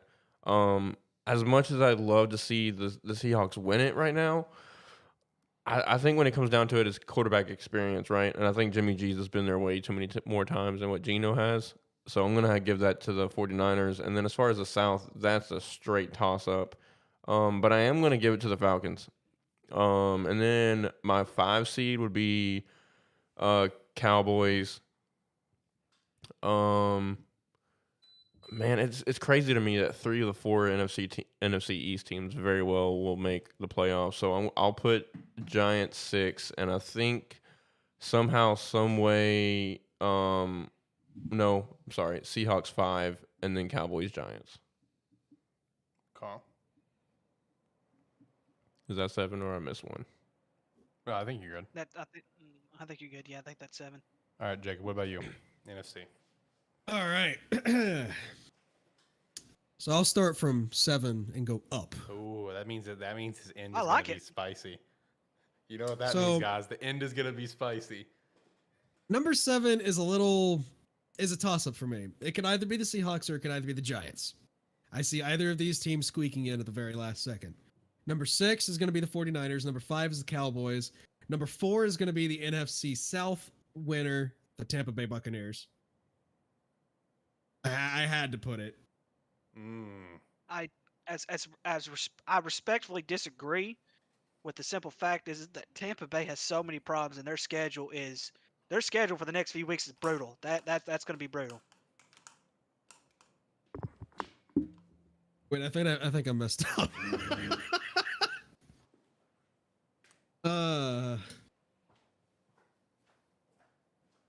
I did mess up.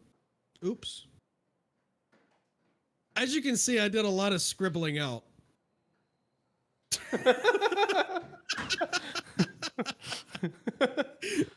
And it really fucked up my rankings. I have Vikings and Eagles at number 1 and number 2. Okay. Yeah, that's good. I like it. All right, so AFC, I've got the Bills 1. Kansas City's going to be 2. Give me.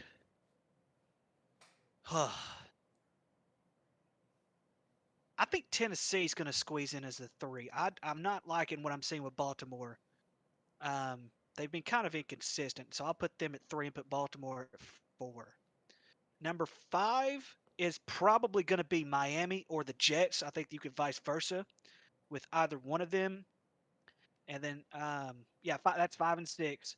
And then for my 7th spot, it's going to go between the Chargers or the Browns. I don't think Cincy's going to make the playoffs this year. Whoa, okay. Okay. Cincinnati, their offensive line is just that horrible. It is. Yeah. And Cincy, I know they're 4-4 right now. Cleveland's only 3-5. And as much as I can't stand to say this, I hope I'm wrong. But I think getting Deshaun Watson back this late in the season, if he is the Deshaun Watson we've seen in the past with this Cleveland Browns team, Baltimore might want to look out for that division. I'll just say that the Bengals made it to a Super Bowl last year without an offensive line as well. So that is very true, but they're worse. They're a lot worse, in my opinion, this year than what they were last year. Okay. Well, Jamar Chase is out for 4 to 6 games now, so that's going to be a definite hamper on that offense. Okay. Jacob, you want to do yours? Yeah. Number 1 seed is going to be the Buffalo Bills. Number 2 is going to be the Tennessee Titans. Number 3 is going to be the Kansas City Chiefs. Number 4 is going to be a team that's going to have a bounce back. It's going to be the Cincinnati Bengals. Ooh. Number 5 is going to be the Miami Dolphins. Number 6, the New York Jets. And number 7 is going to be a toss-up between the Chargers and the Patriots. So you got the Ravens out? Got the Ravens completely out because injuries always catch up with that team. That is very true. I like it. Okay. Didn't someone pick Pittsburgh to win the AFC South Jacob wasn't here at the time, but didn't someone pick Pittsburgh to win the division? No, none of us picked Pittsburgh to win division. We just had Pittsburgh not having a losing season. Okay. We all just trusted too much in Mike Tomlin. You know, that he's never had a losing season. Bad idea. Yeah, which is going to happen. Never trust that man. Yeah, that didn't work out. Shane, do you want to do yours or you want me to do mine real quick? You can do yours. All right. Number 1 seed, clear, straightforward. It's Buffalo. They're at this point, Mark it down. Buffalo, Philadelphia, Super Bowl. Philadelphia wins. That's my current prediction. Mark it down, Alex. Put it on your board, Jacob, after the show for me. Put it on my board. Okay. Thank you. I appreciate you. Number 2. This is where it's tough, man. I feel like I'm going to give it to Tennessee. I don't think they're the second best team in the AFC. I just think they have a much easier chance to completely run away with their division at this point and get a lot more easy dubs. Meanwhile, KC, who I think is the second best team in the AFC, even though we've seen struggles out of Denver, we've seen the struggles out of Vegas, we've seen struggles out of LA, I still think the AFC West is a tougher division than the AFC South, and I feel like KC could catch a couple more losses from that alone. So I'm gonna have KC at the 3 seed, and then the AFC North I got coming in last out of the division winners, and I have Cincinnati winning the division still. I still think it's possible, but it's gonna be very, very close, like literally end of the season sort of close. Look, if they were able to, to do what they did last year at that offensive line, I still think with how close this division is, Baltimore's had some issues, and this opinion could change literally, within the next few weeks, depending on, let's see how Roquan fits into the team and stuff. We'll see from there, and we'll all see what Deshaun Watson does for the Browns, because the Browns have, the thing is about the Browns, like, they don't have a bad team. They just need that quarterback. You know what I mean? And, once they get the quarterback, they're going to maybe be able to make a roll, so it'll be interesting from there. But I got the Bengals at 4. At number 5, I have the Dolphins. I think the Dolphins are about to start making some more noise than they already have, personally. I got the Dolphins at 5. Number 6 is where it gets really tough for me. I'd probably put Baltimore at 6. I still think they're going to be able to squeak into the playoffs, personally. And number 7, it's a toss-up to me between... Actually, no, I'm not even going to make it a toss-up. Give me the Chargers. I was going to say toss-up between the Jets and the Chargers. Give me the Chargers. I think the Chargers are going to get in there. It's at the 7 seed. I think the Jets are going to ultimately fall apart at the quarterback position, is why they're going to miss the playoffs. I think it's going to be Zach Wilson's fault. It is very well possible that we could see 3 teams from 2 different divisions make the playoffs this year. Yep. 3 teams from the AFC East and 3 teams from the NFC East. That's crazy that it's supposed to both the East divisions as well. Yep. Shane, what do you got for your AFC? Again, mine's not much different. Well, actually, I changed that. It will be kind of different. I have the Bills winning, being a number 1 seed. Yep. I think I agree with you. The AFC West is tougher, but I think the gap right now between the Chiefs, Bengals, and Ravens is much bigger than what people think, and I think the Chiefs will end up getting a number 2 seed. My 3 seed will be the Bengals. I think they do come back and win the AFC North, and take the 3 seed. 4 seed, unfortunately, I do think the Titans will be the 4 seed. I wish they would do a little bit better, but I think right now, I think the Bengals and the Chiefs are just a step ahead of Titans. 5 seed, 5, 6, and 7 is where it gets kind of iffy for me, because you do have the Jets, Dolphins, Ravens. Hopefully the Colts can do something, but I doubt it. And then, of course, the toss-up between the Chargers and Broncos, depending on how the season goes. But I don't see Broncos even having a chance.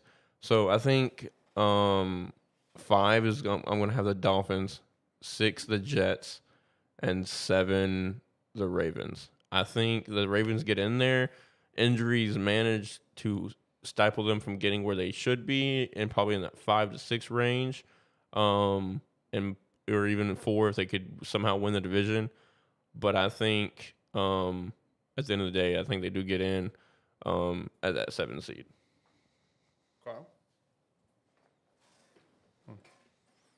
Okay. Look, I'm looking forward to seeing how this is going to continue to shape out here in the next few weeks. I think all our picks are respectable too. Yeah, I'm telling you that. I mean, obviously it could change all the time and stuff, but I really do think it's Philadelphia and Buffalo. That's my current feel, personally. Since you gave your prediction for the Super Bowl, as of right now, Ricky, Shane, I would like you guys to give you guys a Super Bowl prediction as of right now. As of right now, coming out of the NFC, I don't see any other debate other than the Eagles.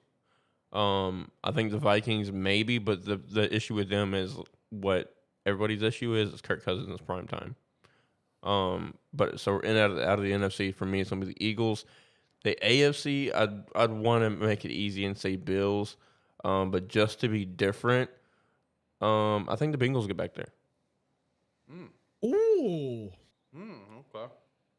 Oh man, I like it. I like it. Figure it out in the postseason like they did last year. Keep in mind, Joe Burrow did get sacked 10 times in a playoff game, and they still won. Damn, he was still able to get up? Yes. Shit. The Titans sacked him 10 times, and they still won. Unbelievable. Yeah, that's wow. So, And plus, another reason I'm definitely gonna go with the.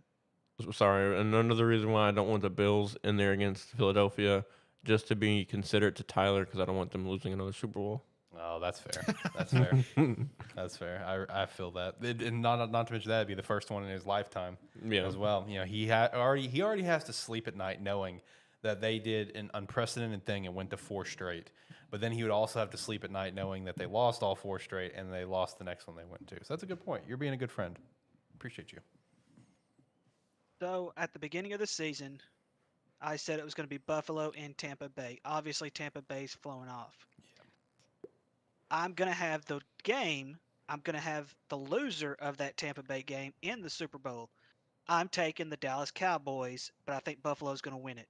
And I'm not picking them because they're my favorite team. I'm picking them because when it comes to the Super Bowl, there are 2 things you're going to need. Number 1 is a little bit of veteran leadership. The Eagles do not have that veteran leadership. They're still very, very young.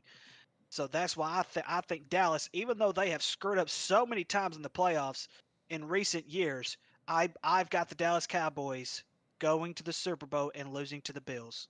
So you have the Bills finally getting revenge on the Cowboys in the Super Bowl. I have the Bills. I have the Bills, and this is not like you guys know this. I don't pick this based on my best teams and my favorite teams. I pick this based on what I see on the field.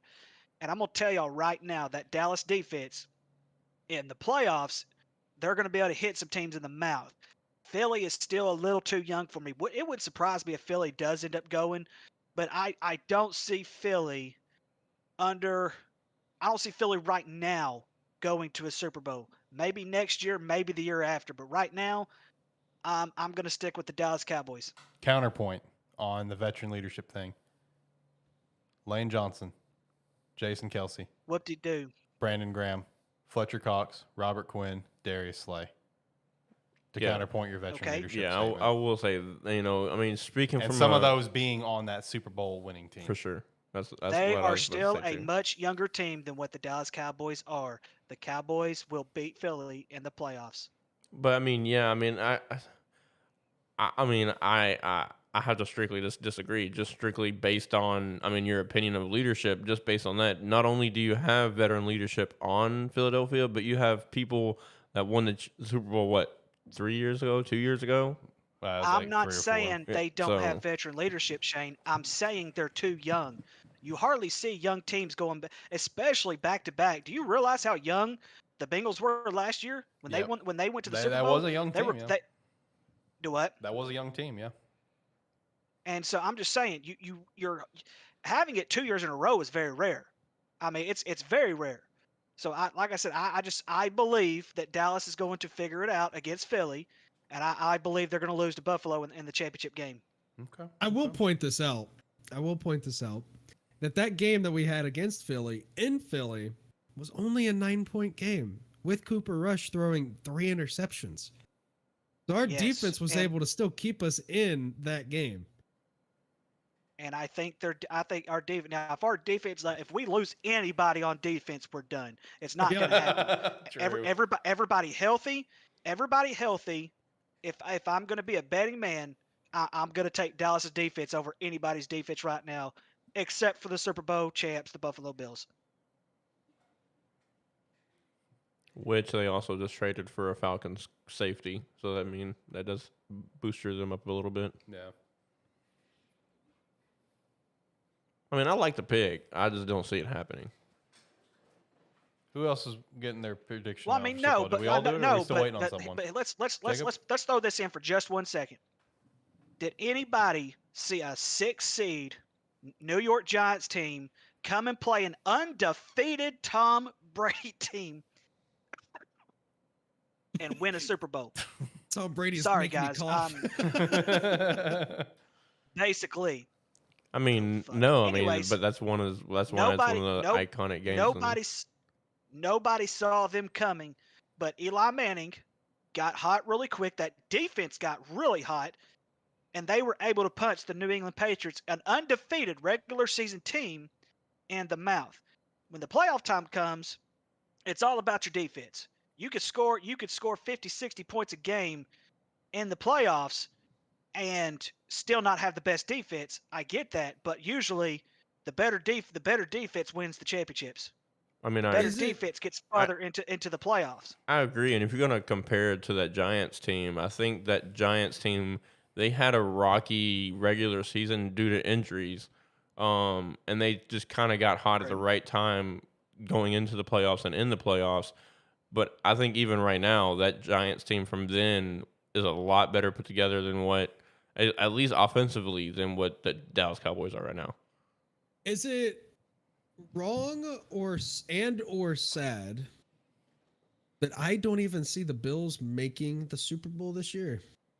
I don't think that's wrong or sad, because I mean you still have some other solid teams. Like I would feel like the Chiefs has a good chance, and I would even still, like, honestly, guys, I know he's a first-year head coach, but I would honestly throw Miami into that hat. I really would. And if the Jets can stay really healthy and stay consistent, they have an opportunity too. The AFC is still just completely wide open, in my opinion. Yes, the Bills are running away with it now, but these other teams are going to start to catch up with them. Okay.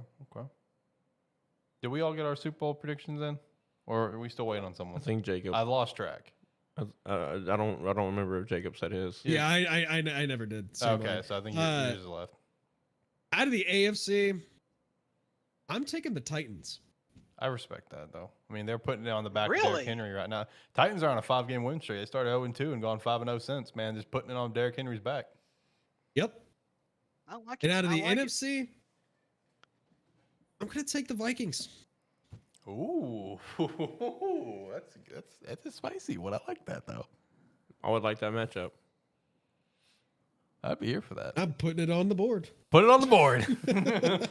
I'm so jealous of the board. I gotta get a board behind me, just like right here somewhere. I mean, we got room now. Yeah, we got the space. Well, what I was thinking is we could do the whole divided up, put it right behind Zach. On that board, to where if we make an announcement, just send it to the big camera. It can rotate over there. Yeah, the sniper. To where we can they can see us write it down and everything. Yeah, the sniper cam. Yeah, that will be permanently known as the sniper cam. Happened? Oh, you can see my nose. I think we lost Ricky.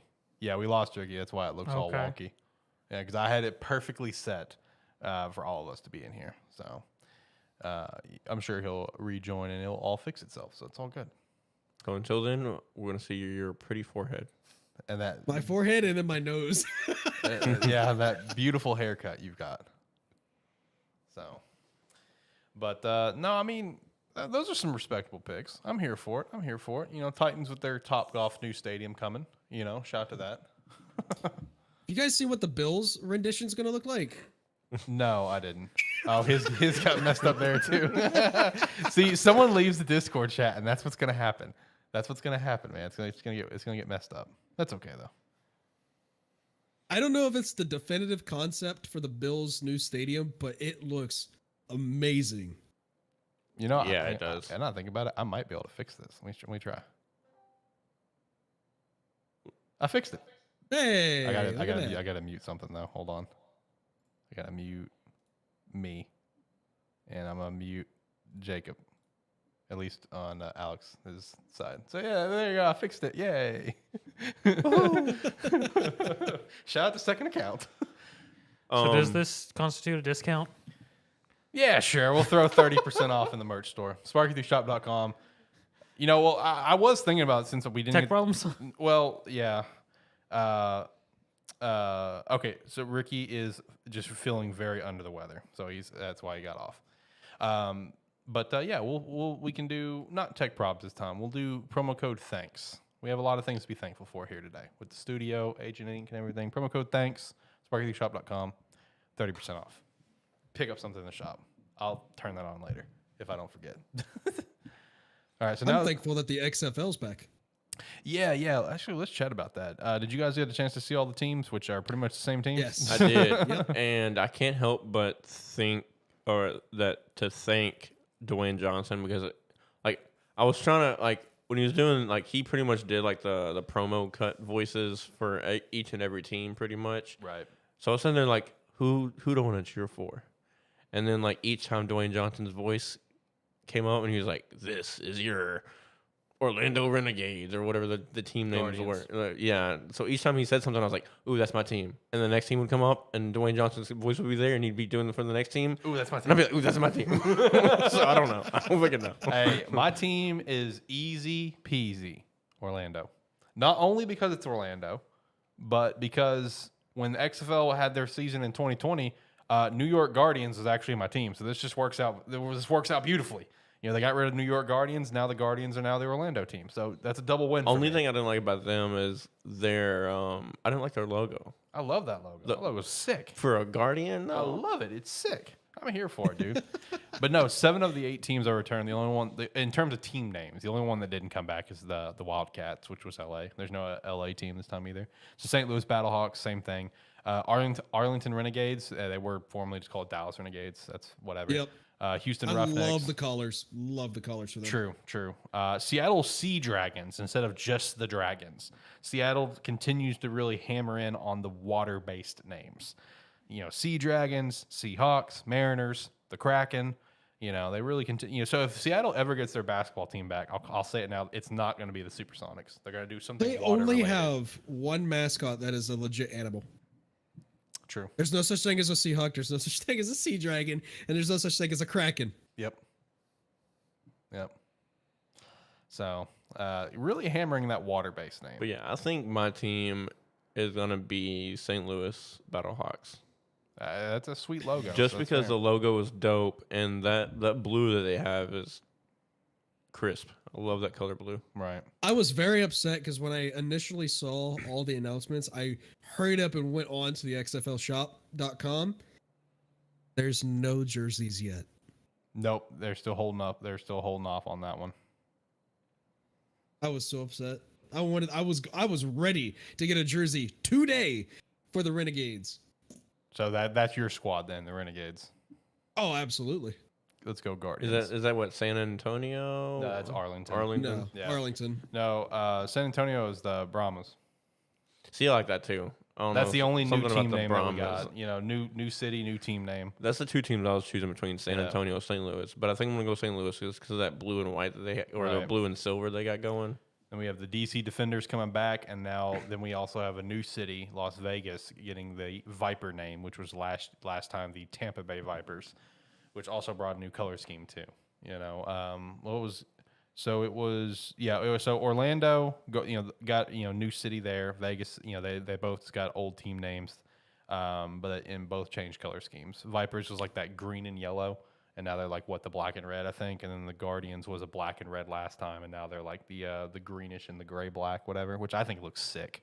I think it looks so cool. See, I would have went with Seattle, but their color scheme and their helmet just was. It's very clashing. I fugly. feel like I couldn't do it. It's very clashing. It's like the orange, blue, green. Yeah, it's just very clashing. That sounds awful, and I haven't even seen it. It's very clashing. I'm not the biggest fan of it. No, I'm excited for the XFL. I liked it when it was here in 2020. I thought it was fun.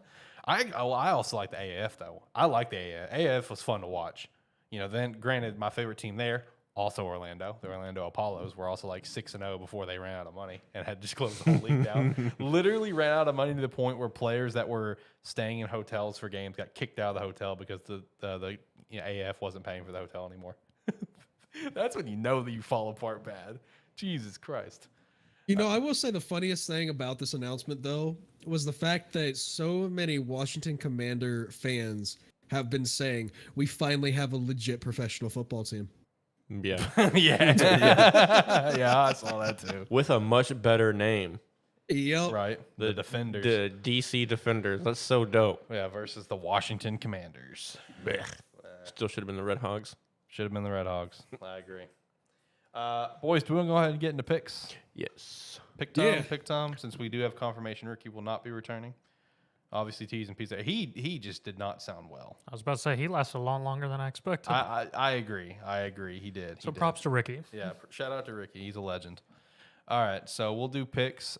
Since Zach is here, Zach's going to do picks with us. Even though he knows nothing about football, he's just going to yeet stuff out there, and we're going to see how he does. And, we can't let Zach beat us. We just can't. I'm either going to be awful because I don't know football, or I'm going to be a savant. Yeah, he's going to be unbelievable. He's going to go unfreaking defeated. Has anybody got an undefeated week in any college or pro yet? Nope, not yet. Okay, it's going to happen, Zach. I believe in you, bro. Yeah, I believe in you. It's going to happen. This is Zach's time, okay? All right, let me... Because see, what the beauty of it is, us as football fans, we think too much into it, right? We really do. Zach's just going to yeet shit. And then literally, that's all I'm here to do. Zach's just going to be like, I like that name, so I'm going to pick them. Yeah. Or I like that color, or whatever it may be. Undefeated. So we'll see. I'll be excited tracking for this. I'll be tracking his picks. All right, I'm going to hit the music. Start going through our picks. So for leaderboards for college football, it's actually not giving me the Week 10 results or the previous week results for whatever reason. But Steve's on top still, 98-67. Ricky's at 96-69. Shane, you're tied at third with Tyler at 95-70, and I'm at 89-76. Jacob, 88-77 there, and just kind of continues to dip from there. So let's get into the picks, boys. It's not letting me pick one of the games for some reason. That's weird. Oh wait, no, is that game today? Oh shit! All right, then that's a mistake on my part. I thought it was Thursday. There's a Tuesday game today. My bad, boys. I threw on Ohio and Buffalo, so my fault. I didn't know that was a Tuesday game. Wow, we're all going to catch an L already. Yep, everyone's catching. I didn't know it was a Tuesday game. I'm sorry, that's totally on me. But we do have a Wednesday game too. Oh no, I got. And knowing my luck or knowing our luck, I as a Joe is already seen this somehow, and he's going to go pick the game. Yeah, right. I don't know. Hang on. Actually, let me look real quick. Let me hop into something real quick. Let me hop into this. Game selection. Okay, I can take it off. Cool. No, since no one's put in picks, I can take it off. I'm gonna pick a random game. Hold on. I got Ohio is smacking the shit out of Buffalo right now too. 17-0. That's what I was gonna pick. All right, I'm gonna pick a random game that seems interesting. Let me actually get down to Saturday games. Let me just pick at least we got some good music to listen to. Here we're gonna go down to the FCS level. I saw a game that I like. Boom. Save changes. The pool has been updated. Right on. Make your picks. All right, we're good to go. All right, kicking things off, boys. We have Appalachian State heading over to Coastal Carolina in a Sun Belt matchup. Kind of a big rivalry here, in my opinion. These teams have really been going at each other's throats these past few years since they've both been in the Sun Belt. Who we got here, boys? I'm waiting for mine to load, so give me one momento, por favor. I'm feeling Coastal Carolina in that teal field. Give me the teal field home game here with Coastal Carolina. I'm liking it. I forgot they have that nasty ass teal field. I love the teal field. That thing's awesome. Why do they have a teal field? They just want to be special.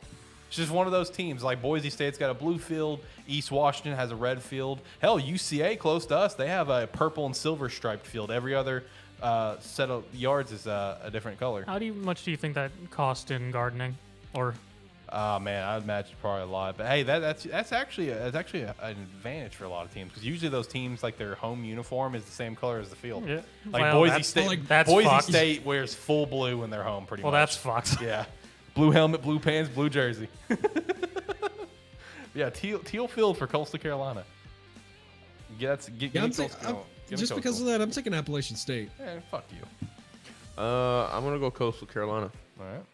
I'll go with Jacob and say Appeline. Okay, Appalachian State. All right, next up, we got the Beavs heading over to Washington. Oregon State and Washington, how we feeling? You know where I'm going, baby. Give me the 24-ranked Beavs. Let's get it. I love the Beavers. Let's go. Yeah, I'm going to go Oregon State, too. I'm going to go Washington. Washington's a respectable pick, though, honestly. Beavers sound more interesting. Yeah, there you go. Hell yeah. All right, next up, we got Florida Gators heading over to Texas A&M. Both teams struggling right now. I don't even know. This is a battle of the suck in the SEC, in my opinion. I agree, but I'm still on the fire Jimbo train, so they're going to lose every game. I'm not picking them for the rest of the season. Let's go, Gators.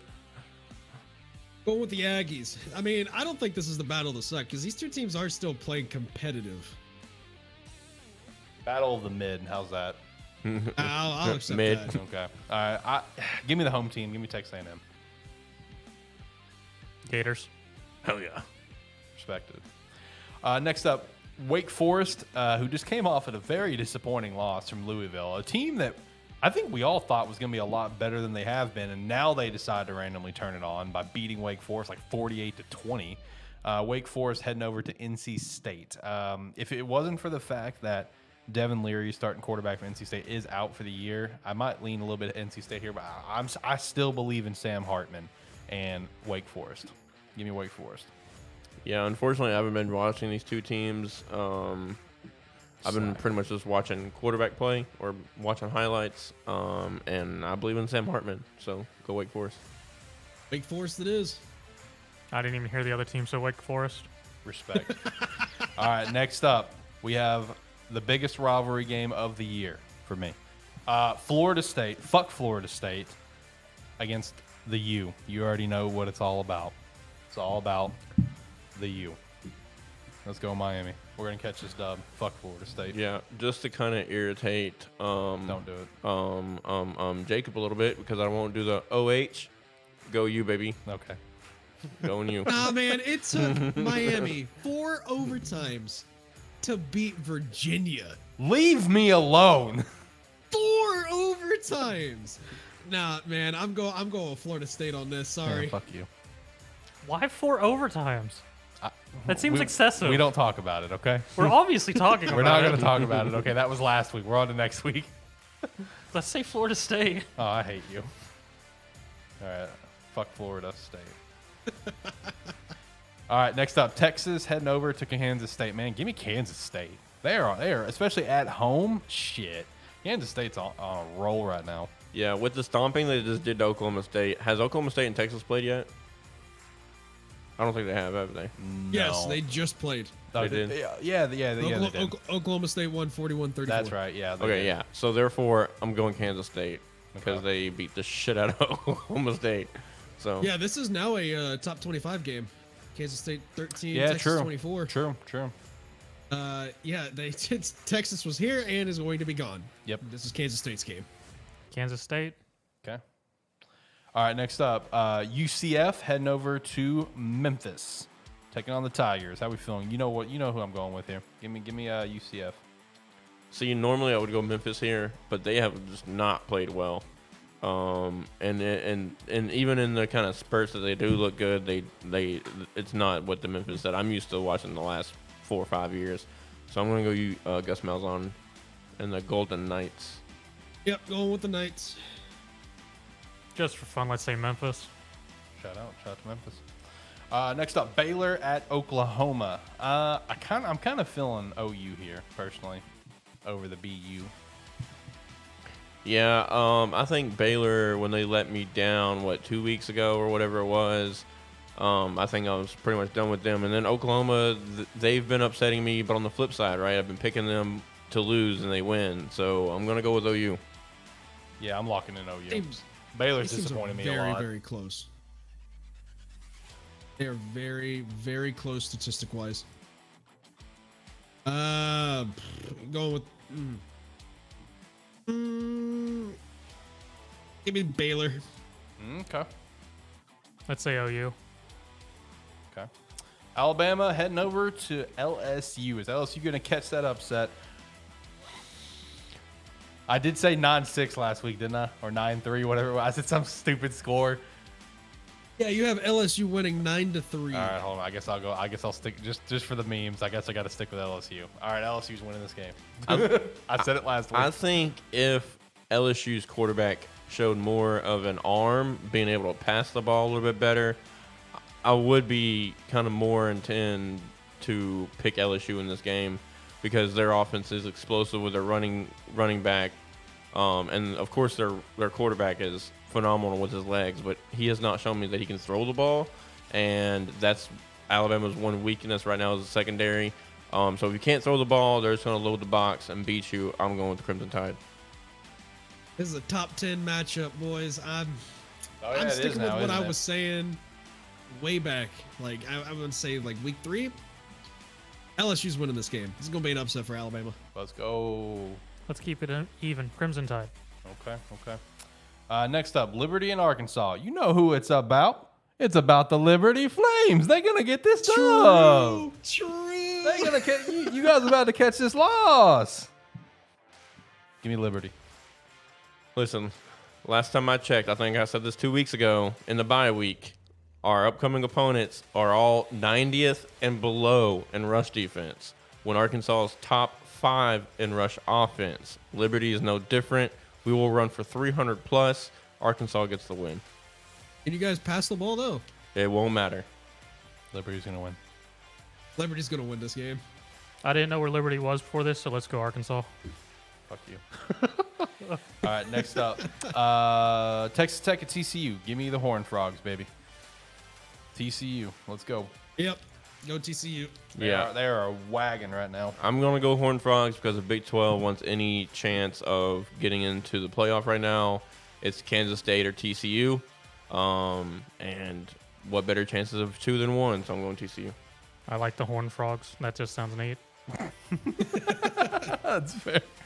All right. Marshall Thundering Herd and over to Old Dominion, the Monarchs. How we feeling here? I don't think I've picked Old Dominion ever since we've been doing the show, or since I've been doing the show, and that's not going to change. All because of NCAA Football 14, I would pick Old Dominion to just beat the shit out of them. That's mean. So I am going to go the Thundering Herd and Marshall. You tell me you didn't pick Idaho? That's nope. mean. I would always pick Old Dominion just to beat the shit out of them. That's mean. Mine was that Idaho. Is pretty mean because Old Dominion's been playing competitive football this year. Yeah. In my opinion, they're Coastal Carolina's only loss. Yeah, I'm going with the Monarchs. I've been on the Marshall hype train, but not this week. I think I'm feeling Old Dominion at home, honestly. I think I like the Monarchs at home. They have been playing some competitive ball, so this will be a good matchup overall. I like this matchup a lot. Let's go Old Money Dominion. Okay. Next up, we have Michigan State heading over to Illinois. Give me Burt Bielema and Illinois fighting Illinois versus the Michigan State Spartans, who has just a ton of problems. Yeah, I think old Brett gets it done. Michigan State, not a fan of them right now. What's up, Steve? How they treated that Michigan player in the tunnel last week. So I'm going to go the Fighting Illini. Yeah, Illinois is still the third best team in the Big Ten. I'm going with Illinois. All right, next up, New Hampshire heading over to Richmond to take on the Spiders. This is actually a pretty big matchup, honestly. Did you just throw this one in? No, the one I just threw in was Southern and Florida A&M. New Hampshire and Richmond's been in there. I'm going Richmond. I like Richmond here. I like the home team. Give me the Spiders. Even though I'm horrified of Spiders. I was about to say something about that. Yeah, give me the fuck off, Zach. Give me the Spiders. Yeah, I'm going with Richmond on this one. Spiders. Okay. You would pick the Spiders. I would, just to spite you. you. Sick son of a bitch. You won't let me bring the mascot. Nope. Fuck the mascot. I'll throw it on the floor. All right, next up, South Alabama Jaguars heading over to check out Georgia Southern. I'm feeling Georgia Southern on this one. I am too. South Alabama. I can't choose Alabama, Georgia. You already chose Alabama, though. Did I? Yeah, you chose Crimson Tide. Yeah. Oh. Over LSU. You want to change it? Shit, yes. I can't choose Alabama. Okay, all right. Let me go back up. Let me get the Alabama pick. LSU. All right, bet.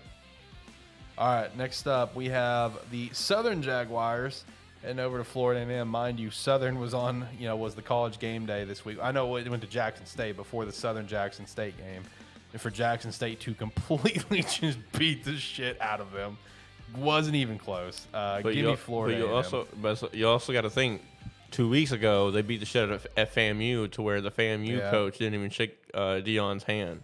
So yeah. Give me Florida A&M in this one, then, over the Southern Jaguars. I'm going to go Southern. Okay. Gonna go A&M. Okay. A&M. Also, I've always found it really comedic that they're literally just called Southern. You know what I mean? Yeah. Like that's just so. Where are they?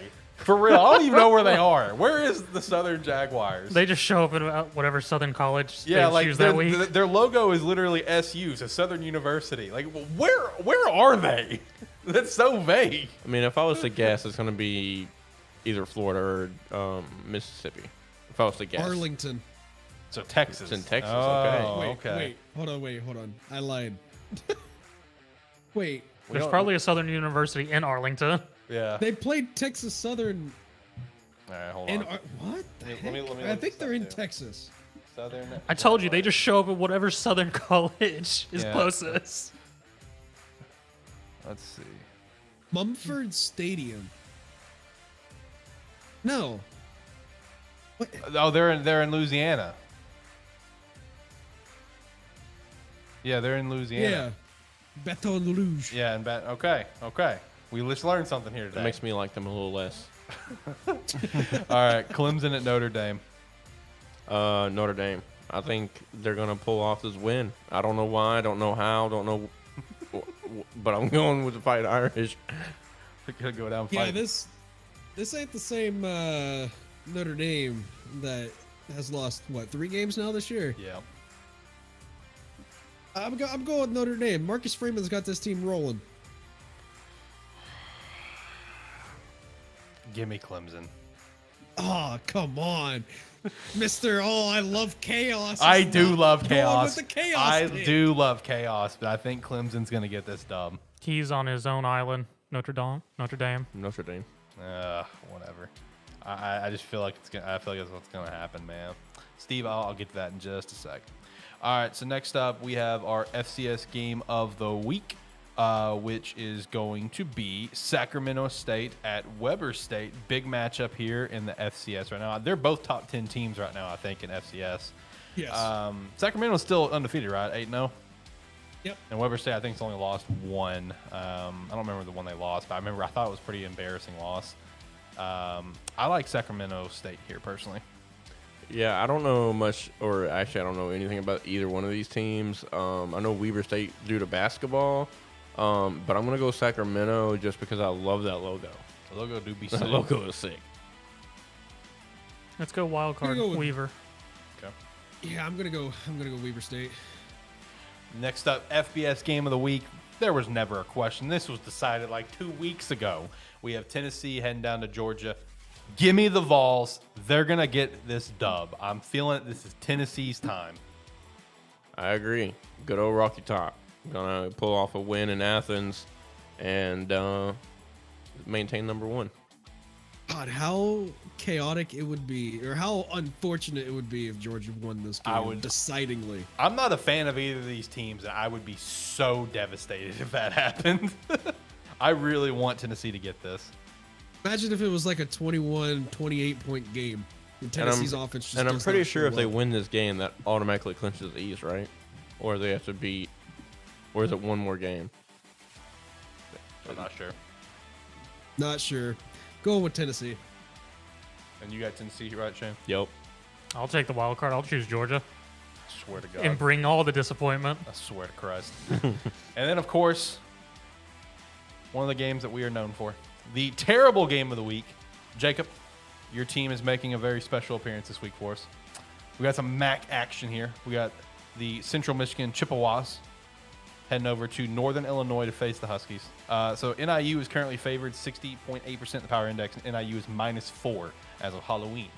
Points per game, Central Michigan 25.3, NIU 31.1. Allowed points per game, Central Michigan 29.9, NIU 33. Yards per game, Central Michigan 383.6, NIU 397.8. Allowed yards per game, Central Michigan 368.6, NIU 389.1.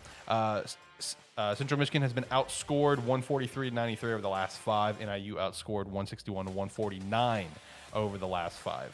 NIU has a lot better lead rusher with Whaley at 727 yards and 5 TDs, but Central Michigan has the better leading passer with over 1,700 yards, 13 TDs to 4 picks.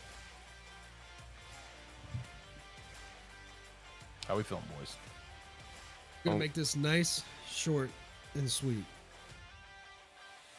My Huskies are about to get that dub. And I'm going to be very, very happy when they do. Okay. I'm going to go the other way. Go Chippewas. Fuck you. Oh, man. Jacob, I know we're friends. Come on, man. I know we're friends. I know. I picked Florida State, man, but come on now. You know, actually, I was about to leave that up and still pick it on you. Now that you brought that back up, fuck you. Let's go Central Michigan. I already forgot about that. Central Michigan, lock it in. I'll choose Huskies. Let's curse them. Thank you. Let's curse Central Michigan. Okay, curse Central Michigan. I thought you were about to say curse the Huskies. No, you're good. Oh, man. And also to answer Steve's question, Steve, you are, of course, leading the college football poll. I will now get to the NFL poll. He is leading NFL too. And he is leading NFL too. Not by much. Let's go look at the leaderboard. Yeah, Steve is 74-49, Jacob 72-51, as well as Shane at 72-51. Around the heels, Ricky at a 70-53, and I'm sitting there at a 68-55 right now. And then we had a four-way tie for first place this past week. Jesus Christ. Brady, Steve, Ricky, and Shane all 10-5. Jacob 9-6, me 8-7, and then Tyler, rough week, 5-10. That dude deserves it though, bitch. All right, NFL time. Thursday night football. Philadelphia at Houston. Easy pick. Give me Philly. Philly. Fly Eagle I don't think it's as easy as you guys think it is. I think the Eagles should be concerned with the Texans this week, but I still think the Eagles are going to win. You are currently just watch for it to be a close game. I don't know, man. Just be patient. I can almost. You know what? I'll put that up on the board. It's Put going it to be up a on the close board. game on Thursday. Put it on the board. Philly. That's a good pick. And is this Steve's eye of Joe? Yeah. Okay, yeah. You are currently leading both NFL and college right now, but I think the pro is much closer than what the college picks are right now, because I think you're only 2 games ahead in pro. I don't know what that is in college. All right, next up, heading over to Sunday games. Chargers at Atlanta. How we feeling here, boys? Both teams have been mid. Very mid. I'm going Chargers. Give me the Falcons. Give me the Chargers. Go Bolts. I'm going to go Chargers. All right, Green Bay and Detroit. Is Green Bay going to finally bounce back here and get a dub? Detroit actually kept it pretty close with Miami. They were leading Miami at one point and then blew the lead. How are we feeling here? As much as I would like to pick Detroit to win, they are still Detroit. For some reason, they're not doing what we thought they would. They're still 1-6. Detroit. So I am going Green Bay. Nah, I'm picking the Lions here. I want to pick the Lions, man. I'm not going to Do it. Do it. I think Green Bay is going to get the dub, though. They may have lost to Buffalo, but they still they gashed, and I'm talking gashed, the Buffalo run defense. Like they haven't been able to figure things out on the passing side of things, but that running game they're still fine. Give me Green Bay on this one. Let's go Lions. I respect that pick though. Miami at Chicago, easy. Give me the Fins. Yep. There you go. I just gave you guys the dub. Pick Chicago. All right, so we should go Chicago. Then. Yeah, you Should guys go Chicago. Should go Chicago. Yep. You know, Alex gave me a win last week. Yep. Are you gonna do it? You gonna keep rocking with it? Man, I should. I can't pick the Bears games right. That's the thing. I've never been able to pick a Bears game right. Gotcha. Even though they're your team? You know what? Just this will be my emotional pick. This is gonna screw up my standings because I think Miami's gonna win, but I'm gonna go Chicago Just to see if it's still true. just to see if it's still true. And I think that maybe the Claypool pickup will make somewhat of a difference. I swear to God, if we win and this remains true, I'm gonna shit myself. I'm too close to taking first place. I'm going with the Dolphins. I'm going to play it safe here. Okay. I mean, I'll see if you're cursed. I'll say Chicago. Okay. All right, Vegas at Jacksonville. You know what? Fuck Vegas. Give me Jacksonville, man. Vegas has looked like dog shit. Give me Duval. Let's get it. I agree. Go Duval. Which I still want. I want your standings on picking Jaguars games now. I'll follow up with you. I'll figure it out. I'm going with the Raiders on this. Oh, is that whose Las Vegas team is? Yeah. I'll choose Jags. There you go. Like it. All right. India, New England. I'm feeling New England here. I will say Indianapolis looked somewhat better somehow with Sam Ehlinger back there. And New England right now is having somewhat of a quarterback controversy between the GOAT, Bailey Zappi, and Mac Jones. But I think Mac Jones is still going to start. So I'll go New England. New England. Yeah, New England. Buffalo with the Jets. Give me Buffalo. Easy peasy. Yeah, Buffalo. I want to pick the Jets so bad. Do it. Emotional. Peak. This would be the kind of game that the Bills would lose. For sure. Like, it really is. Bills are favored by 13. I would totally take Jets on that bet. You know what? I'll hammer it down. I'm going to Jets. Okay. I'll say Buffalo. Okay, good pick. Carolina at Cincy. You know what? I just made an emotional pick about 30 minutes ago saying that Bengals are going to be back in the Super Bowl. And if they are going to do that, it starts this week with beating and pounding the Panthers. So I'm going Bengals. Yep, Bengals. Give me the Bengals. I didn't think Carolina was doing good, so let's say Bengals. All right. Minnesota at Washington. Give me Minnesota on this one. I agree, Minnesota. Minnesota. This feels like a game, though, that the Washington Commanders could win. Nah, go with Minnesota. Minnesota. Seattle at Arizona. Give me the Seahawks. Yep. Yep, going Seahawks. Because Kyler Murray, the new Call of Duty just came out. Yeah, he's busy. He's not going to be prepared. He's busy. Yeah, Yep. he's busy. Yeah, there's actually like a joke statistic about that, Zach, where it's just like whenever there's a double XP weekend, the cards always lose. Yeah. Because their quarterback is too tied up playing in Call of Duty. Yeah, he's part of FaZe. Oh. Yeah, Kyler joined FaZe. Yep. With Snoop? Yep. Yep. He's in FaZe. Yeah.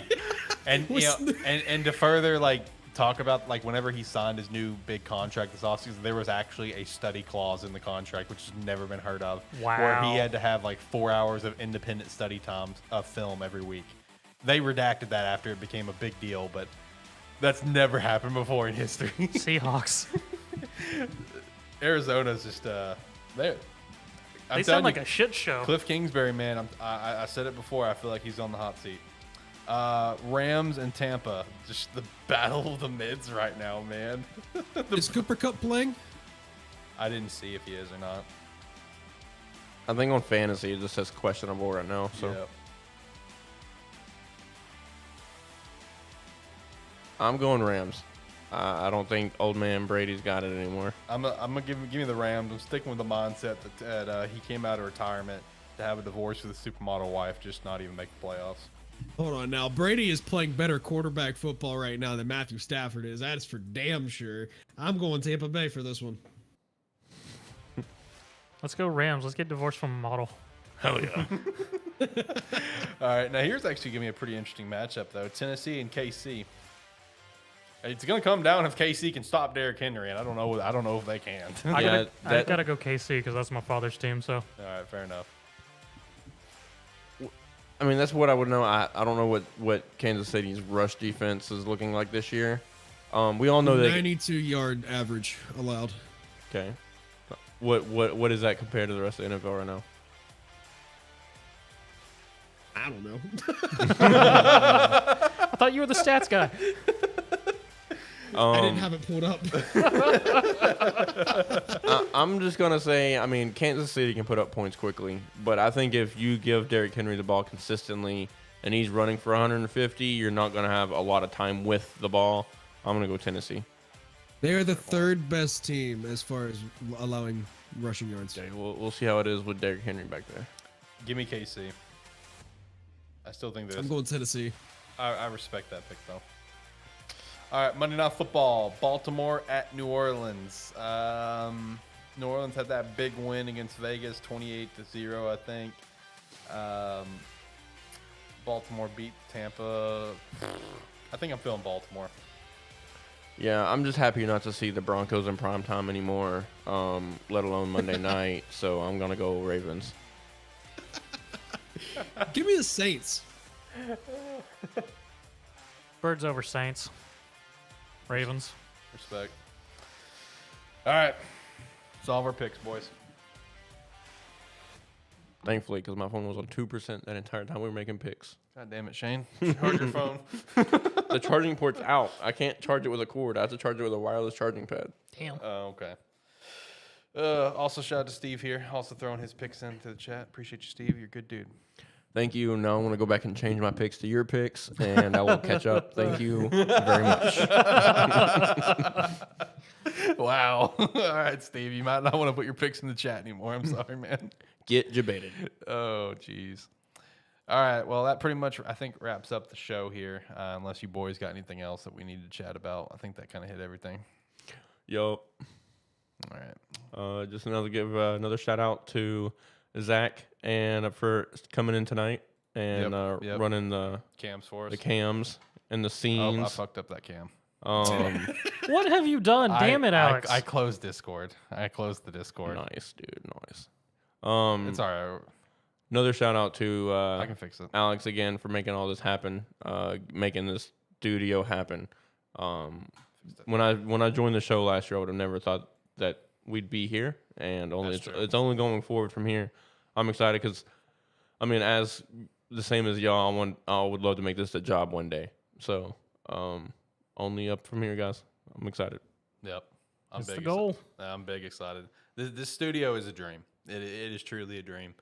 I don't feel like I deserve it. I'm very thankful I have it though, and we're just gonna have to take care of it and do our best to make it where we do deserve it. That's my mindset. You know, it's a blessing. It truly is, and I'm very happy for it. It's sick. Sick studio. Just one nice sniper shot left. One last sniper shot. Woo! Sniper! And also, I realized why it wouldn't. It is tracking. It's tracking your damn hand movements. I guess I have the tracking mode on right now. Yeah, you can turn it on and off, but I did realize why I didn't actually show the actual sniper rifle that I keep making a joke about. It's because of how the camera is positioned up on the sniper. Because you see the cord, that is the back of it. So it does not do a full turnaround. Oh, gotcha. Yeah, okay. It caps off at a certain point. But I promise the thing's on a sniper. In fact, let me see if I can look down and see the sniper. If you could go back to the sniper shot. I mean, we call it a sniper because this thing is long as hell. Like, there's absolutely no reason for how long the arm is. You can kind of see it. Like, look how long this thing is. Like, to put it in perspective, this thing, when setting on the ground, goes up to my chest. Like, this thing, there's no reason for this thing to be as big as it is. Yeah, when Alex bought it, I was very confused because it's massive. We were in a square box room. You know what? Hold on. And we had no reason for it. Hold on. I'm stupid. Zach, go to you. We got this. No, that's not me. Yeah, go to you. Hang on. I forgot we have another camera that moves. Look at that thing. Hey, look at that thing. Let me get a nice zoom in here. Let me go up now. There we go. Look at this thing. I'm telling you, it's a giant rifle. That's what it is. Like, let me stand underneath it. This thing's huge. Ignore the mess. I mean, look at the thing is massive, man. I'm telling you, that's why it's the sniper rifle. It's dumb how long that thing is. Yeah, when I bought it, I guess I didn't fully realize just how big it was.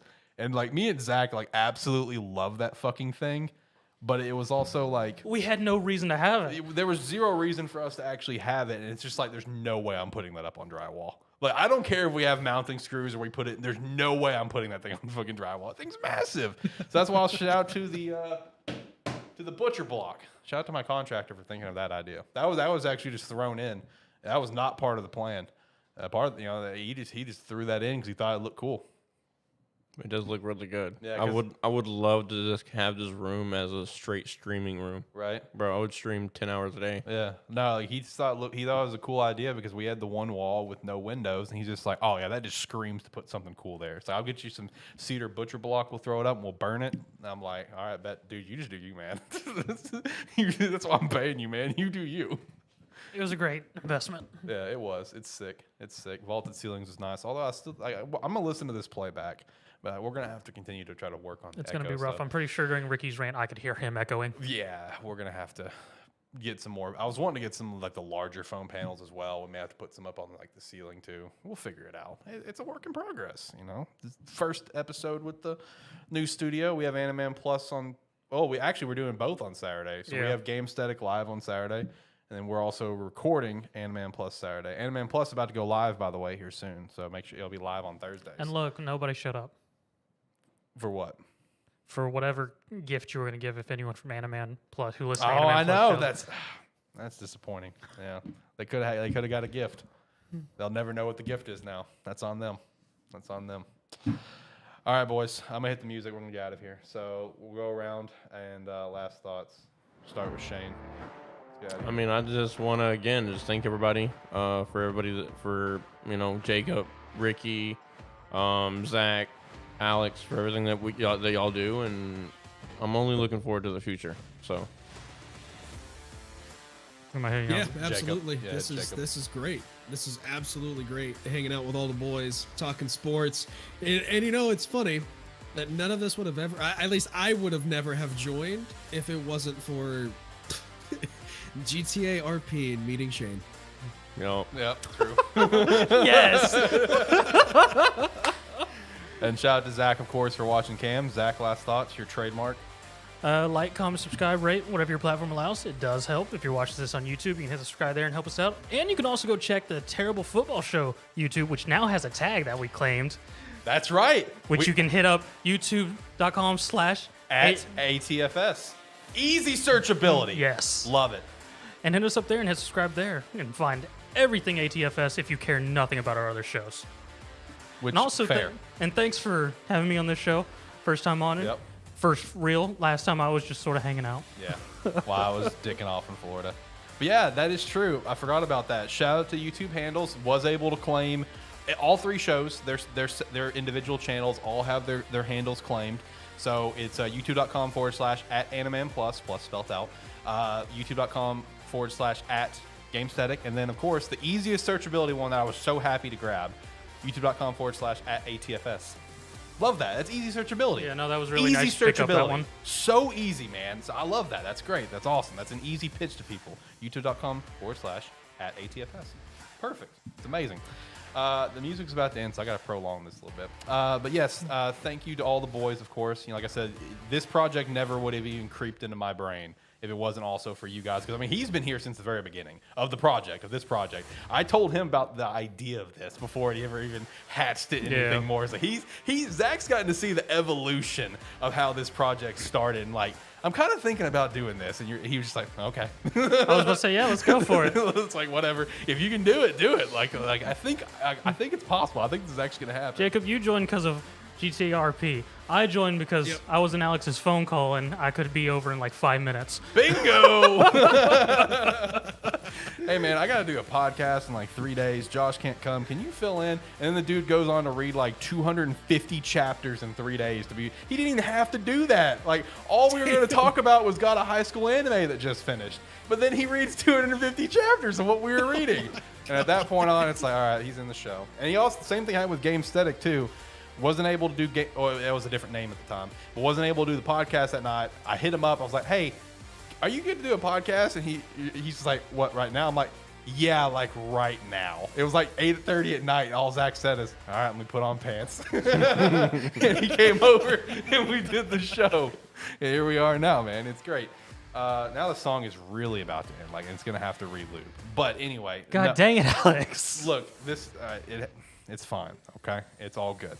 But no, seriously, shout out to Steve. Also, I hate you for getting me hooked on Snap. Snap's great. Snap is amazing. If you haven't played Marvel Snap yet, you need to play Marvel Snap. It will completely consume your life. It is literally free. It's free. Just play it. It's great. And it's very anti-whale, which is nice. So it is a true, solid, free mobile game, in my opinion. But yeah, shout out to Steve for coming into chat. Shout out to everyone that listens to this show, everyone that listens to everything else that we do. We appreciate you. As the boys have already said, the future is very bright. You know, it's a slow-going process. We know that. We have a long way to go. We're going to continue to work, grind, grow. There are other things we want to do, including that third surprise that didn't happen today. That's still coming. I promise. It's going to be sick. Can't wait. Studio's sick. Super cool. Can't wait to continue to work in here and just kind of keep going from there. But with all that said, Jacob, you're in. We're doing it. Yep. You want to do it with us? Sure. All right, cool. Thank you so much for listening to A Terrible Football Show. Nailed it. Should have hit the sniper cam. Sniper Cam.